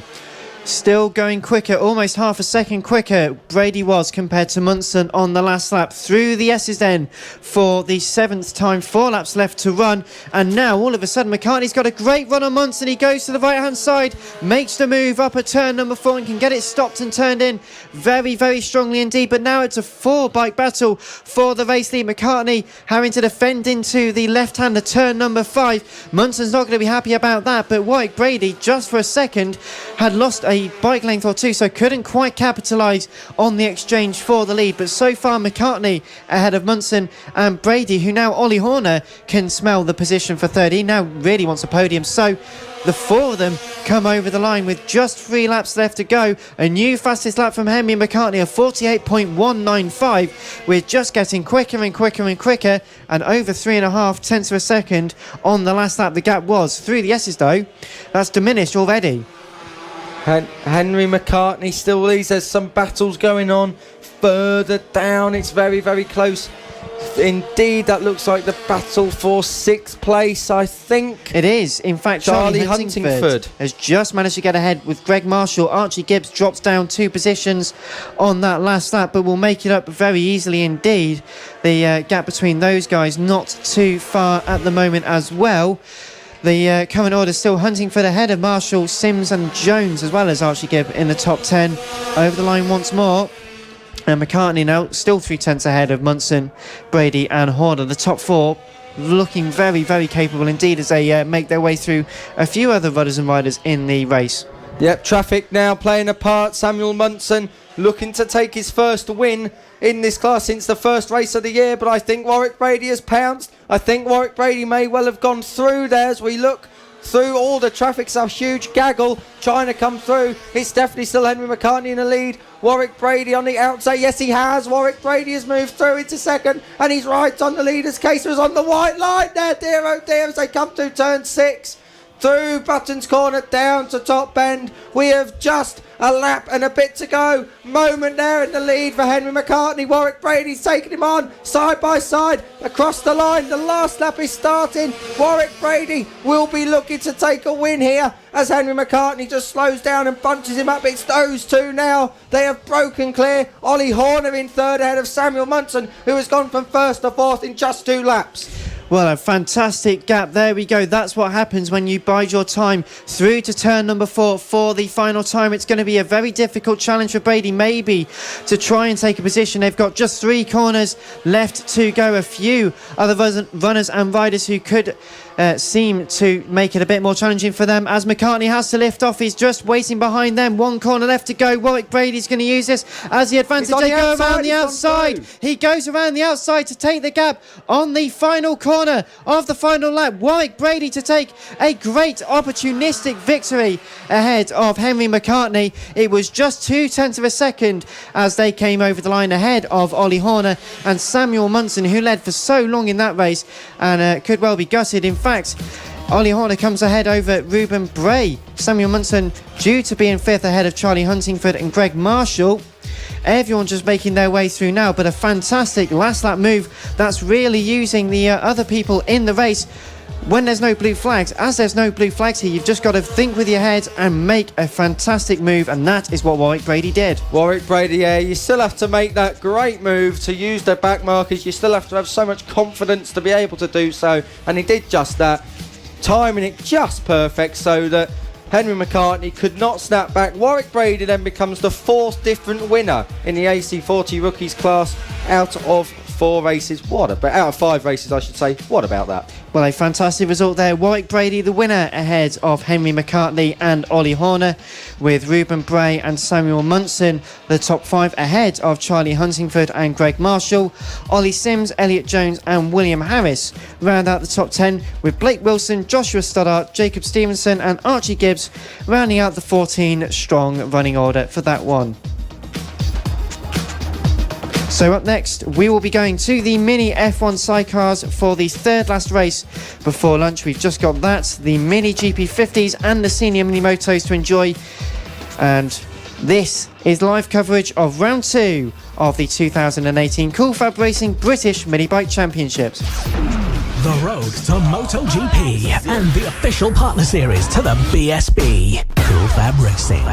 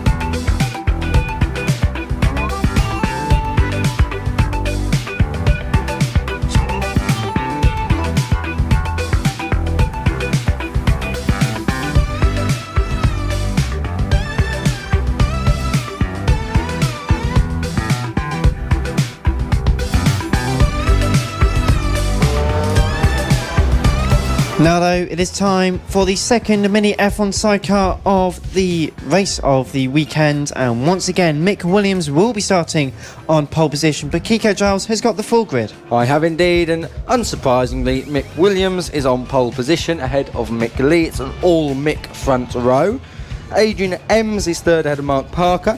Simon Ibbotson in the turquoise coloured car is 5th ahead of John Hosker on the 127, the rainbow colour 127 there.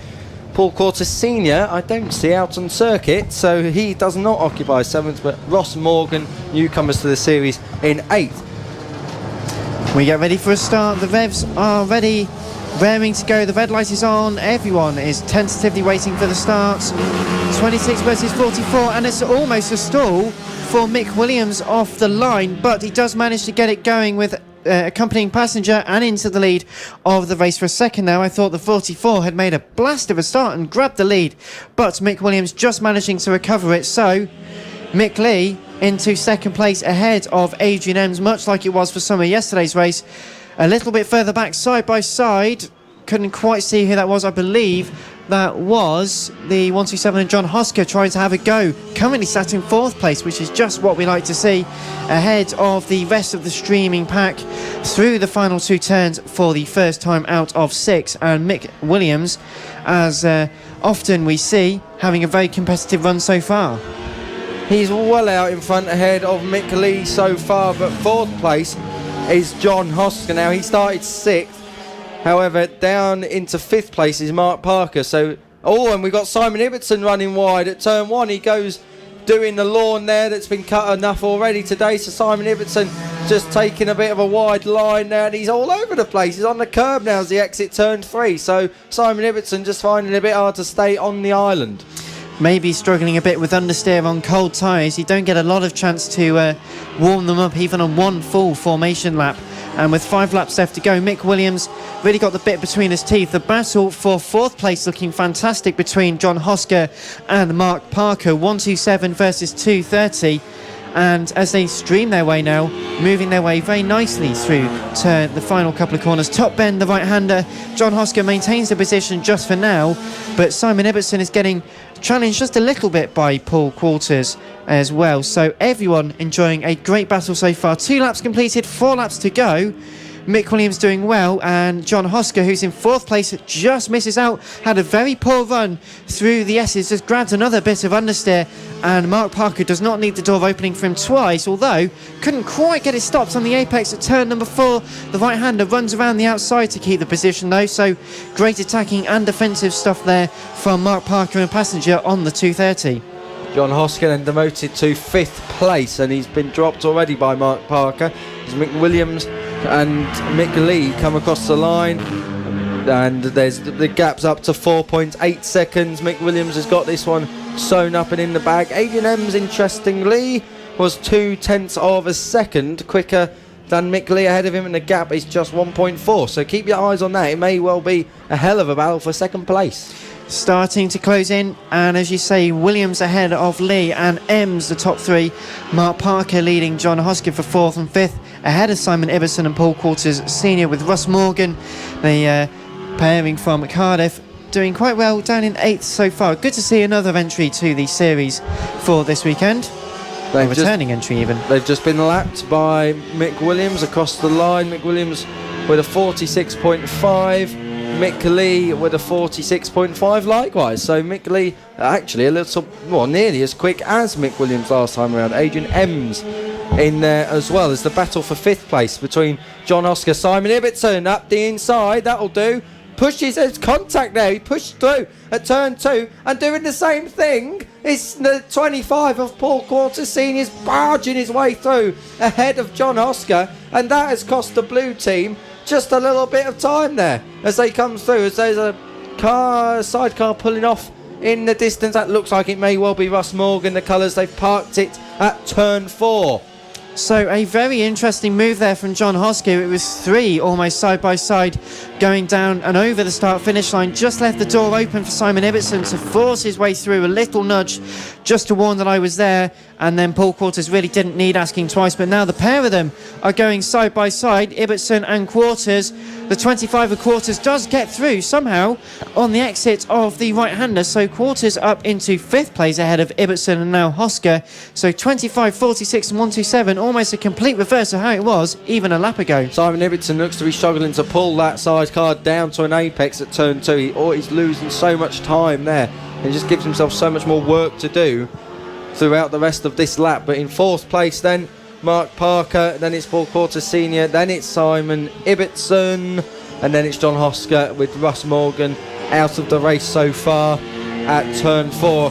With just 2 laps to go then, Mick Williams is leading comfortably, but it's all about Mick Lee and Adrian Ems. The gap is down to 0.7 of a second, and in fact I think by my reckoning that's come down just between turn 1 and turn 3. So Mick Lee, the 44, being caught by the 76 of Adrian Ems. That's the battle, of course, for 2nd in the championship as well. So it'll be interesting to see how long those two stay in that order, because I've got a feeling with the rate of closure that Adrian Ems is applying to Mick Lee here, there is going to be a change. There will definitely, surely, if he's close enough, be a lunge from the 3rd place pairing on track right now. There was definitely a good few wiggles from the front end of the 44 sidecar. That's Mick Lee just struggling to get it turned in. In terms of straight line speed, then Mick Lee managed to go very nicely indeed, but Adrian Ems having a bit more comfortable runs through the final couple of corners. We're now on to the final lap of the race. Mick Williams has run away with it, but coming through the S's for the final time, 44 and 76, almost on top of each other. Adrian Ems sitting in the slipstream, going down towards the very tight turn number 4, but Mick Williams, just 2 corners left to go, 2 right-handers through buttons up towards top bend, and they're going to come through very successfully to take another victory in the class through the final corner, and Mick Williams 26. A bit of a cheer down here and over the line to take a fantastic win ahead of Mick Lee and Adrian Ems. But what is that result going to be? They're almost side by side. They're getting very close indeed. They look one way than the other, the 76, but 44. Mick Lee does come through for second place ahead of Adrian Ems. Now it will be Mark Parker or Paul Quarters Senior who takes a position, and Paul Quarters on the last lap has taken fourth place ahead of Mark Parker. So a great result there for the 25 and the 230. Simon Ibbotson, who is going very strongly in the opening portions of this race, finishes 6th ahead of John Hosker, and sadly the retirement for the 111 Russ Morgan, who pulled off at turn number 4. Great to see them returning to the championship, and hopefully for the third and final race for them this afternoon, which will be happening at about 3:30, we will see them back out and running even more competitively than before. But I think it looks like Mick Lee pulling towards the left. It looked like they were going to stop to offer them a lift back then, a la sort of doing a Fernando Alonso and Mark Webber moment then. Like us last night offered to take Joe and Leanne home, and then realised we haven't got any. Then we haven't got any room. No, well, we big camaraderie in the paddock here at Cool Fab, and that is part of the fantastic atmosphere that everyone here has. Everyone will offer to lend a hand if you need a spare part or even a wheel or two. They want to see you out. They want to be battling with you. You know, it's very fierce, close racing on circuit, but off it, then it's something that they want to make sure that you can get out there and actually have your fun. This is what Cool Fab is all about. We have 2 races left to go now. The Mini GP50s will be out next for their second race, followed by the Senior Mini Motos. 2 races left so far. A fantastic morning of racing, Kiko. It's been great so far, and there's more to come, of course. Later on from 2 o'clock, you can join us live and exclusive on Facebook Live, on Twitter, etc., on Cool Fab Racing or Motorsport Radio. You can join us for the third batch of races, the final batch of races from here in Clay Pigeon, as Russ Morgan and co struggle to get their carts off track and back towards the pit area, the paddock area here at Clay Pigeon. Cold weather, really is a bit nippy outside. It could do with brightening up a bit as well. The clouds are descending over this track. It wasn't due to rain. However, it looks like it ain't far away, I must say. So let's hope that the rain holds off and that we get some dry track running. Although, of course, rain always spices things up a bit.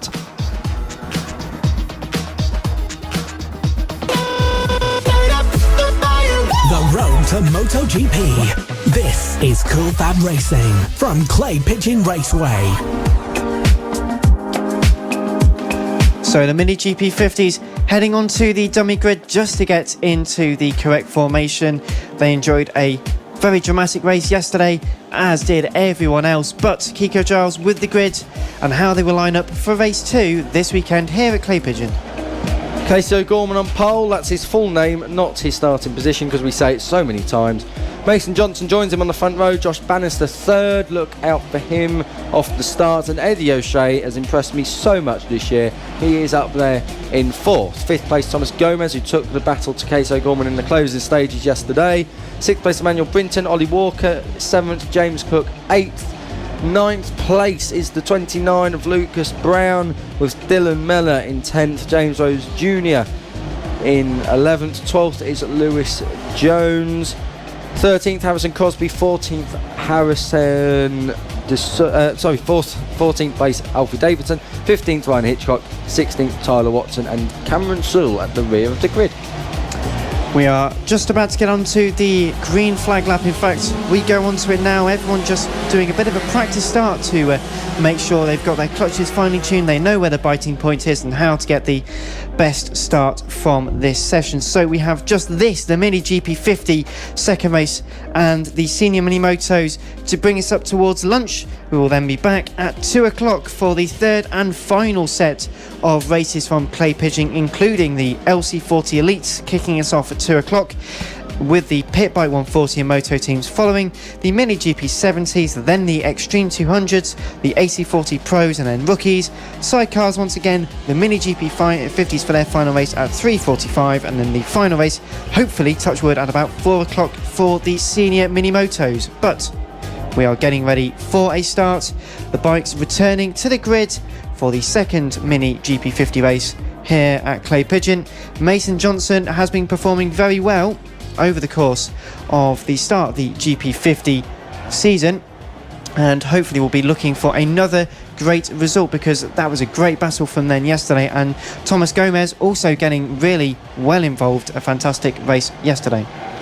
Really was. Mason Johnson had a good start to the season, crashed at Llandown, was 5th yesterday, so we'll be looking to capitalise on that as we're ready to go, as everyone just clears off the grid for the start of race 2 for the Mini GP50s. Casey O'Gorman on pole.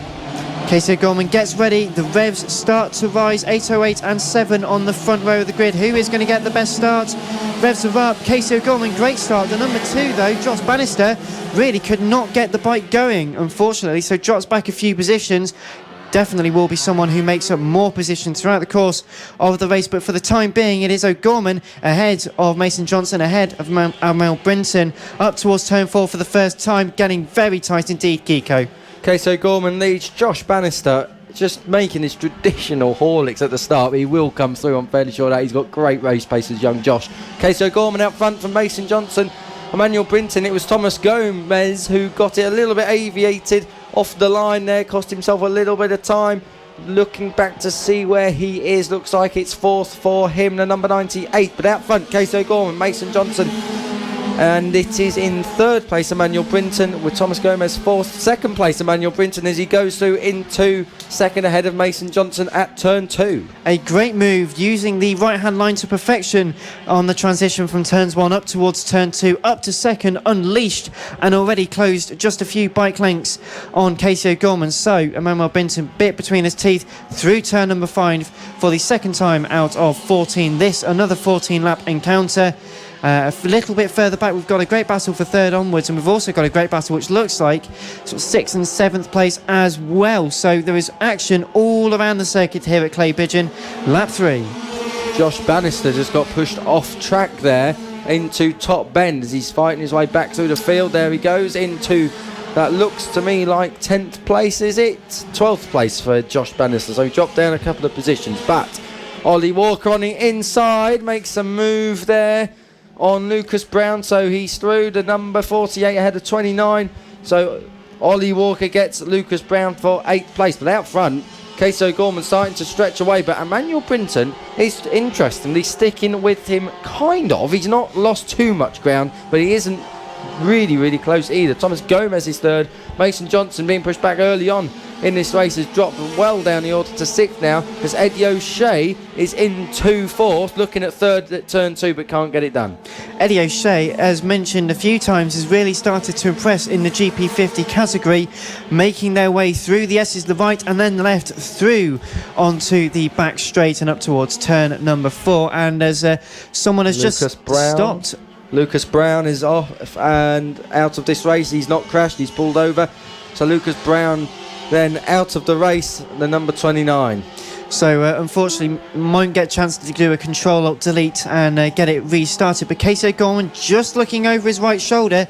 The gap came down on the last lap. The gap has also come down on this lap. It was 0.9, it's now 0.6. Another fastest lap as a 41.249 for Emmanuel Brinton. And into 2nd place, well, he's been into 2nd place, he's really looking for 1st place. Thomas Gomez though having to defend for his life on Eddie O'Shea. Eddie O'Shea's got past him. Thomas Gomez dives to the inside at turn 4. Gets the place back. That's a good move there. Thomas Gomez keeps a tight line, runs it wide on exit, but it doesn't matter because the next corner is a left-hander. So Thomas Gomez in the lead for that battle for 3rd place, but all the while Emmanuel Brinton is closing right in on Casey O'Gorman. This is not what we expected at all. We thought it would come later on, but just not this early on. Emmanuel Brinton then right on the back, and another fastest lap for him, a 41.001. And some news here, it is raining. There are spots of rain on our comms box window. So Casey O'Gorman, is he just taking it easy? Of course, he will be the first to arrive at any wet point, so he may just be knocking it off. Thomas Gomez has gone into 3rd place, takes that place back as we've got to Mason Johnson down at turn 2, so that is a disaster for Mason Johnson. Into 3rd place, so is Thomas Gomez. 4th, Eddie O'Shea. 5th place is, looks to me like Dylan, oh no, it's James Cook. Dylan Mallory's in 6th place. Emmanuel Brinton though is starting to line up the 7 of Case O'Gorman across the line, 8 to go. Well, Emmanuel Brinton is actually in that really struggling point where you're close to someone to really try and attack. You're not quite close enough to attack, but you're not far away that you need to really let off. So he's just got to be patient, try to build the gap. He's got a great run out of the S. He's had a bit of a look up the inside towards turn number 4. Didn't quite make it work though, so Casey defending very, very nicely indeed, having to position the bike just a little wider. The battle for third though, still side by side between Gomes and O'Shea. Are they actually going to have a bit of order running at some point? Tyler Watson ran off circuit on the exit of the S's, but he's still up and okay. He's coming up to be lapped by Case O'Gorman and Emmanuel Brinton. The gap has extended ever so slightly. They're about to lap Mason Johnson, and that is a fast rider, I've got to say. So Case O'Gorman sides through, as does Emmanuel Brinton, dives through as well. So Case O'Gorman and Emmanuel Brinton, that time around there was a tenth of a second extending the lead. So Case O'Gorman got through and into the lead and held it. He's up to half a second, although I'm not so sure even, that it's going to stay like that as Emmanuel Brinton closes him back up to Button's corner, then the long right-hander, then down a short straight into Top Bend, the last corner on this circuit. They all build through here now. 6 laps to go when they cross the line. Case O'Gorman ahead of Emmanuel Brinton. Well, O'Gorman ahead of Brinton and Gomes still. Eddie O'Shea in 4th ahead of James Cook and Dylan Mellor, with Josh Bannister, Ollie Walker, James Rose Jr. and Lewis Jones the top 10 currently. Fantastic order battling going all the way through the field. We've been mentioning for quite a while the battle for third place with the 114 of Eddie O'Shea currently in 4th place, was in 3rd for quite a while in this race, and Alfie Davidson in 11th place, really having to fend off Harris and Crosby as they make their way through turn number 2 and 3 side by side at the S's, and the black bike ahead of the green bike. So the green bike is Harrison Crosby, the black bike Alfie Davidson. Great challenging stuff and challenging conditions. The pace starting to slow off a little bit. It was just a light sprinkling of rain. I don't think it's really done a lot to circuit conditions, but it can be that point of psychological rain. You've got it on your visor. You have to start thinking about it. But Emmanuel Brinton, again, staying close, but not quite any cigar for second place and the lead battle. I believe it was Chris the Stalker Walker who once coined the phrase mental rain when it just starts appearing on your visor, but it's not enough to affect track conditions. Emmanuel Brinton all over the back of Case O'Gorman. Now you get the feeling that Emmanuel Brinton may just be building, but how many times do we see this? Riders build and close, but they don't make the move because they just don't put themselves in a position to do so. Through turn 1 and into turn 2, Case O'Gorman and Emmanuel Brinton absolutely neck and neck. But it is going to be Case O'Gorman who's going to encounter traffic first, and that is going to be a problem. It could just separate Emmanuel Brinton from this battle for the lead. Well, they make their way through turn number 4, having to look one way and then the other just to try and see which side is going to be the most productive for them. Casey O'Gorman goes around the outside at the left-hander, so does Brinton. That's not really cost him any time. Through Buttons, the first of the final 2 right-handers, and into Top Bend, the final right-hander. They're both very long, quite difficult to really get the bike fed in. They use the left-hand side to try and get past. Casey O'Gorman has cleared the number 100. That is Cameron Saul. They are passing at the moment through turn 1 and 2, and Brinton uses the right-hand side at turn 2 to good effect to make the lappery happen there. But Casey O'Gorman just extended the gap ever so slightly, and this is where you use the traffic to your advantage. Thomas Gomes and Eddie O'Shea 3rd and 4th, with James Cook in 5th and Josh Bannister in 6th. Casey O'Gorman still leading here. It is so close though. Emmanuel Brinton just still in with a shout, but I don't know. I just don't think he's going to be able to put himself in a position to be able to make the move. I'm just not sure. As they come down across the line, O'Gorman's definitely got a bit more of a lead this time. I'm saying 3/4 of a second, just over 3/4 of a second. So Case O'Gorman leads by about 0.7 of a second from Emmanuel Brinton. It's all down to these last 2 laps. 3rd place Thomas Gomez, 4th Eddie O'Shea, 5th James Cook. Josh Bannister has fought his way back up to 6th. If only he could start, he could be away and running with the guys out front. Josh Bannister's last lap time was a 41.432. Everyone else apart from your 2 leaders were in the 42. So Josh Bannister the 3rd fastest on track. Josh Bannister, a great rider, and is certainly progressing within this championship, and eventually, once you've got the starts cracked, could be as close as anything. But just 1 lap remaining. Casey O'Gorman has got a decent gap. It is currently 7/10 of a second. The last laps were almost comparable for O'Gorman and Brinton, but can this be enough? Brinton seems to really throw the bike in, can really get the forward momentum, but with just half a lap left to go, turn number 4, the pairing are at the moment, and O'Gorman, touch wood, seems to be in control of this so far. They've just got a handful of corners left to go. Turn 5, the left-hander, 2 right-handers left to go. Really got to move the bike over right once and then a little bit of a straight and then right again. Into the final corner they come. The number 7, Casey O'Gorman, does what he does best. He looks over his right shoulder. He's about to take another victory at Clay Pigeon over the line, and Casey O'Gorman wins the second mini GP50 race of the weekend ahead of Emmanuel Brinton. We've got the battle for third place just coming up towards the line now. It's looking very close. Who's going to get it? It's just Thomas Gomez ahead of Eddie O'Shea. It was only less than a tenth and a half of a second between Gomez and Eddie O'Shea for third and fourth, ahead of James Cook and Josh Bannister. That's your top 6 ahead of Dylan Mellor and Ollie Walker. James Rose Jr. is due to come over the line, does make his way over the line now for 9th, and Lewis Jones in 10th. Harrison Crosby and Alfie Davidson will take 11th and 12th, whilst it will then go the way of Cameron Sewell and Mason Johnson for 13th and 14th. Ryan Hitchcock scores 15th place ahead of Tyler Watson, Lucas Brown and Kyle Payne in the second GP50 race of the weekend. What a spectacle. We will see them out again at 3:45 later on this afternoon, but for now we have got just one race remaining. That will be the second senior mini-moto race of the day, and we'll be coming to you live here from Clay Pigeon, round 2 of the 2018 Cool Fab Racing British Mini Bike Championship, here in just a few moments' time. The road to MotoGP. This is Cool Fab Racing. Come on, y'all. 1, 2, 3. This is the 2018 Cool Fab Racing British Mini Bikes Championship, live from Clay Pigeon.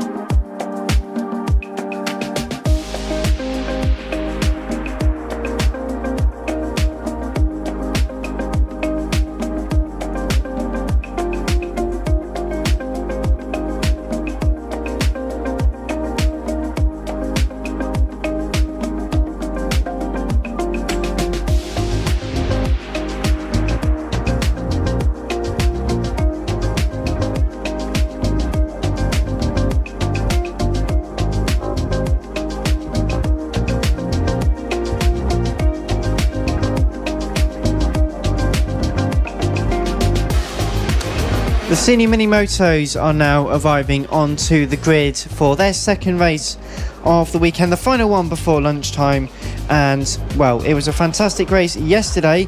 Richard Holmes Williams was second, who won all 3 races at the last round at Clandnell, but it was a win from Ryan Grant, who had a fantastic battle with Richard Holmes Williams et al. Throughout the course of the race. Kiko Giles is the man with the grid for the final time before lunch.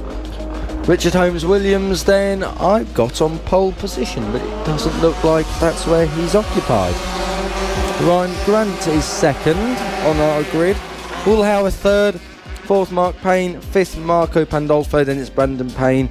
Rob Petit, 8th is Matt Birkin, 9th Paul Nichols, 10th Simon Huntingford, whose son Charlie was out in the AC40 Rookies, and a very good ride it was too.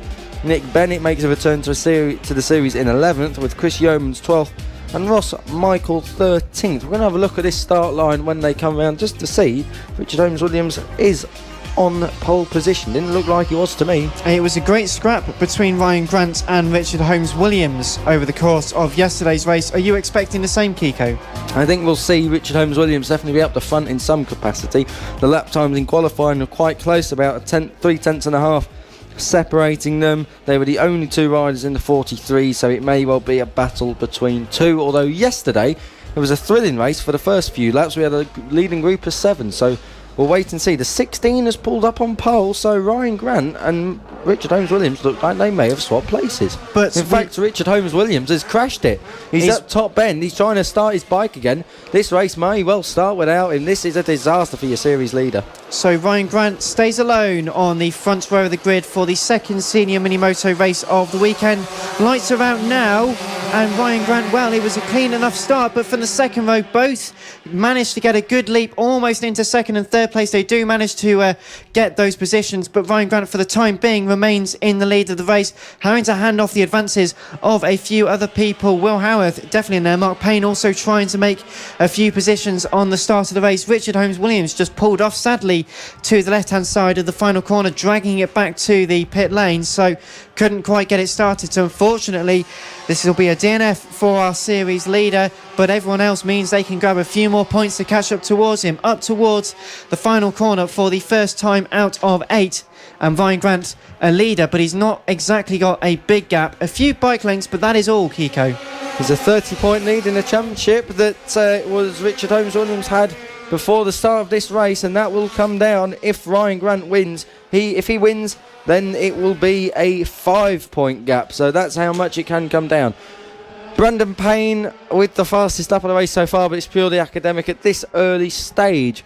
Ryan Grant, Will Howarth, Brandon Payne, first, second and third. Mark Payne in the orange leathers in fourth. Fifth place, Rob Pettit, and sixth place, Paul Nicholls, who had a podium last time out, and I think we have lost. That looks to me like Rob Pettit has gone down. There was a front runner who's gone down. It was Rob Pettit. He has crashed out of fifth at turn 5, front folded on him. He's back up and okay. He's rejoining the race, so disaster for Rob Pettit, as we are just about to get clarification. It was him who crashed. Yes, it was. He's gone down. Nick Bennett's had a flying start from 11th up to 6th on the first lap. Well, 6 laps left to go. Ryan Grant dragging Will Howarth within the gap, just 0.333 over the line on the last pass, as we've got someone else just walking back Pandolfo. As we've got Marco Pandolfo there walking over to make sure he can get the bike back, unfortunately. So yellow flag at turn number 5, passing Richard Holmes-Williams. He did manage to get back out, but just waiting to let everyone through very respectfully. Ryan Grant, therefore, threading his way through the final corner on the lap 3, ahead of Will Howarth, using the toe. Brandon Payne and Mark Payne working together just to get a bit of a toe down towards turn number 2 as well. It's a very long, very quick run through the left-hander at turn 1 before the 2 tight right-handers at turn 2. The S's also seeming to be very action-packed, as Ryan Grant just couldn't really get a good run off. Will Howarth having a look, looking towards the left, moving towards the left, going, well, I'm going to have the lead here. Couldn't do it on that lap, but has meant the gap is very, very close, not just for second, but for fourth. It's a 4-way fight for the lead now, with Brandon and Mark Payne also in the fight. Saw this yesterday, Dan, when they all start concertinaing together. It is that element of 4 or 5 riders that can be in the mix as they go side by side down the straight. Will Howarth just lost a bit of time there to the 23 of Brandon Payne through turn 1 and 2. Will Howarth set the fastest lap in this race, but not the last time around. Fastest rider was Ryan Grant with a 44.2. No one managing to get in the 43s like Will Howarth had before. Well, Ryan Grant still looking very promising at the moment, a 44 or 43.7 even for Will Howarth, a couple of tenths quicker than Ryan Grant.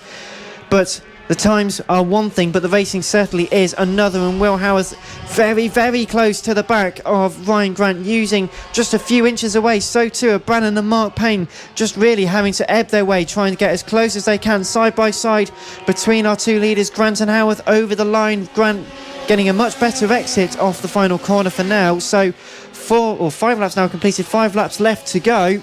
Mark Payne into third as well, ahead of Brandon Payne. Ryan Grant still in the lead with Will Howarth. Sorry, I was about to say Michael Howarth. I got my VSB head on there. Michael Howarth in second place. I don't think so. I hope you are well, Michael, if you're listening in at home. Will Howarth, though, in second place, chasing down Ryan Grant. He's all over the back of him, trying to go every which way around him into turn 6, which is Button's corner. No move there. Will House settling in second place. Meanwhile, for 8th position between Ross Michael and Chris Yeomans, they were side by side over the line, but the 79 for now continues on in 8th place. So the order is still Ryan Grant ahead of Will Howarth. Mark Payne and Brandon Payne continue to be in that order. Brandon Payne seems to be struggling a little bit, lost a few seconds at least on that lap. In fact, Paul Nicholls has gone past, so Brandon Payne is dropping down all of a sudden, so another bike with an issue sadly. So Rob Petit now up into 5th position, so it's Grant, Howarth, Payne, Nicholls and Petit, the top 5. Richard Holmes Williams has gone up to 10th place due to everyone else's shenanigans on track, so that's 6 championship points to him. He will hold on to the championship at the moment. We will do some mental maths later on. Ryan Grant still leading, and that's massive for the series. He will close right in by 19 points. The gap will be down to just 11 at the start of the third race later on today. 43.6 for Ryan Grant to ensure nearly half a second the lead between himself and Will Howarth. Looking a bit further down, it's Mark Payne in 3rd, therefore Paul Nicholls 4th, Rob Petit and Nick Bennett 5th and 6th, ahead of Chris Yeomans and Ross Michael. So Chris getting past the man from Coventry, getting past Ross Michael. Brandon Payne and Richard Holmes Williams round out the top 10, with Marco Pandolfo, Matt Birkin and Simon Huntingford all having issues. Ryan Grant still leading Will Howarth. What will he do with 3 laps to go? Soon to be 2 laps to go. They're very, very close. Ryan Grant has got a lot of pressure coming his way here. Will Howarth will be looking to launch and attack up the inside if he can. Not this time. Will Howarth, 2nd place, building through turn 2, gets very, very close. He'll take a wide sweeping line in at the S's. He'll get a good run out, or he should get a good run out. Ryan Grant, though, keeps him at bay. So with a lap and a bit to go, Ryan Grant holds off Will Howarth. Howarth obviously looking for that first win of the year. Looks at the inside at turn 5. No move there though. Well, he went through the S's, and when he made the transition from right to left, he had to take 2 bites of the front wheel to try and turn it left, which meant that the run he was going to get, it was shaped up to be a fantastic run, as they make a great toe now, almost side by side over the line for the final, to start the final lap of the race. He couldn't quite get it turned in and get the power on quick enough through the S's on the last lap. Through turn 2, business as normal. Ryan Grant still ahead of Will Howarth, but Will Howarth on the back. He's looking to the right hand side. He got a much clearer run up towards turn 4. He goes as late as he dares. They're almost side by side. Could have made a fantastic move there, but Will ultra committed, but ultimately could not get the thing stopped quite quickly enough. Turn 5 now, just a handful of corners to go. Ryan Grant defending with all his might. He moves from left to right through the second last corner, through the last corner he goes. Top bend. Will this be enough for Will Howarth? He's going to go left. They're going to go side by side, but Ryan Grant's up towards the line and takes the victory just ahead of Will Howarth. How many times have we seen that this weekend? The gap just 0.3 of a second over the line as Mark Payne consolidates a fantastic 3rd place finish. Everyone else coming through now, including Paul Nicholls and Rob Petit, taking 4th and 5th. And as everyone else circles their way around, there's a few other people to try and make their way up towards the line. Richard Holmes Williams has got past Brandon Payne, so is now up to 9th for an extra few points. Almost looked like he got past Ross Michael for 8th place, so a good recovery for Richard Holmes Williams. But as everyone now makes their way up to the final couple of corners and through the line, it is Ryan Grant with the win ahead of Will Howarth and Mark Payne. Paul Nicholls took a great 4th ahead of Rob Petit and Nick Bennett. 7th place is Chris Yeomans, 8th for Ross Michael, 9th for Richard Holmes Williams. 10th place goes the way of Brandon Payne, with Marco Pandolfo retiring on lap 1, and unfortunately Matt Birkin and Simon Huntingford not really getting around the first lap. So a great race to end the final run of the second races for this afternoon. We now go into lunch, but don't forget you can rejoin us at 2 o'clock on the Cool FAB-Racing website and on the social media pages, as well as on motorsport.radio for the 3rd and final set of races from 2 o'clock, including the Junior LC40 Elite, the Pit Bike 140 and Moto teams, the Mini GP 70s. The Extreme 200s will follow with the AC40 Pros, then the AC40 Rookies. The Mini F1 sidecars will come out for the 3rd and final time at around about 3:30. It's 3:45 for the Mini GP 50s, and then at 4 o'clock, the final senior mini moto race of the weekend. So we are going to go for a bit of a lie down. I think me and Kiko need to rest our voices for a bit. So thank you very much for leaving all of your comments and support for everyone here at Clay Pigeon. We'll read out some more of your comments a bit later on. So make sure you rejoin us at 2 o'clock for the third and final set of races from the second round of the 2018 Cool Fab Racing British Mini Bike Championship, live from Clay Pigeon in Dorset.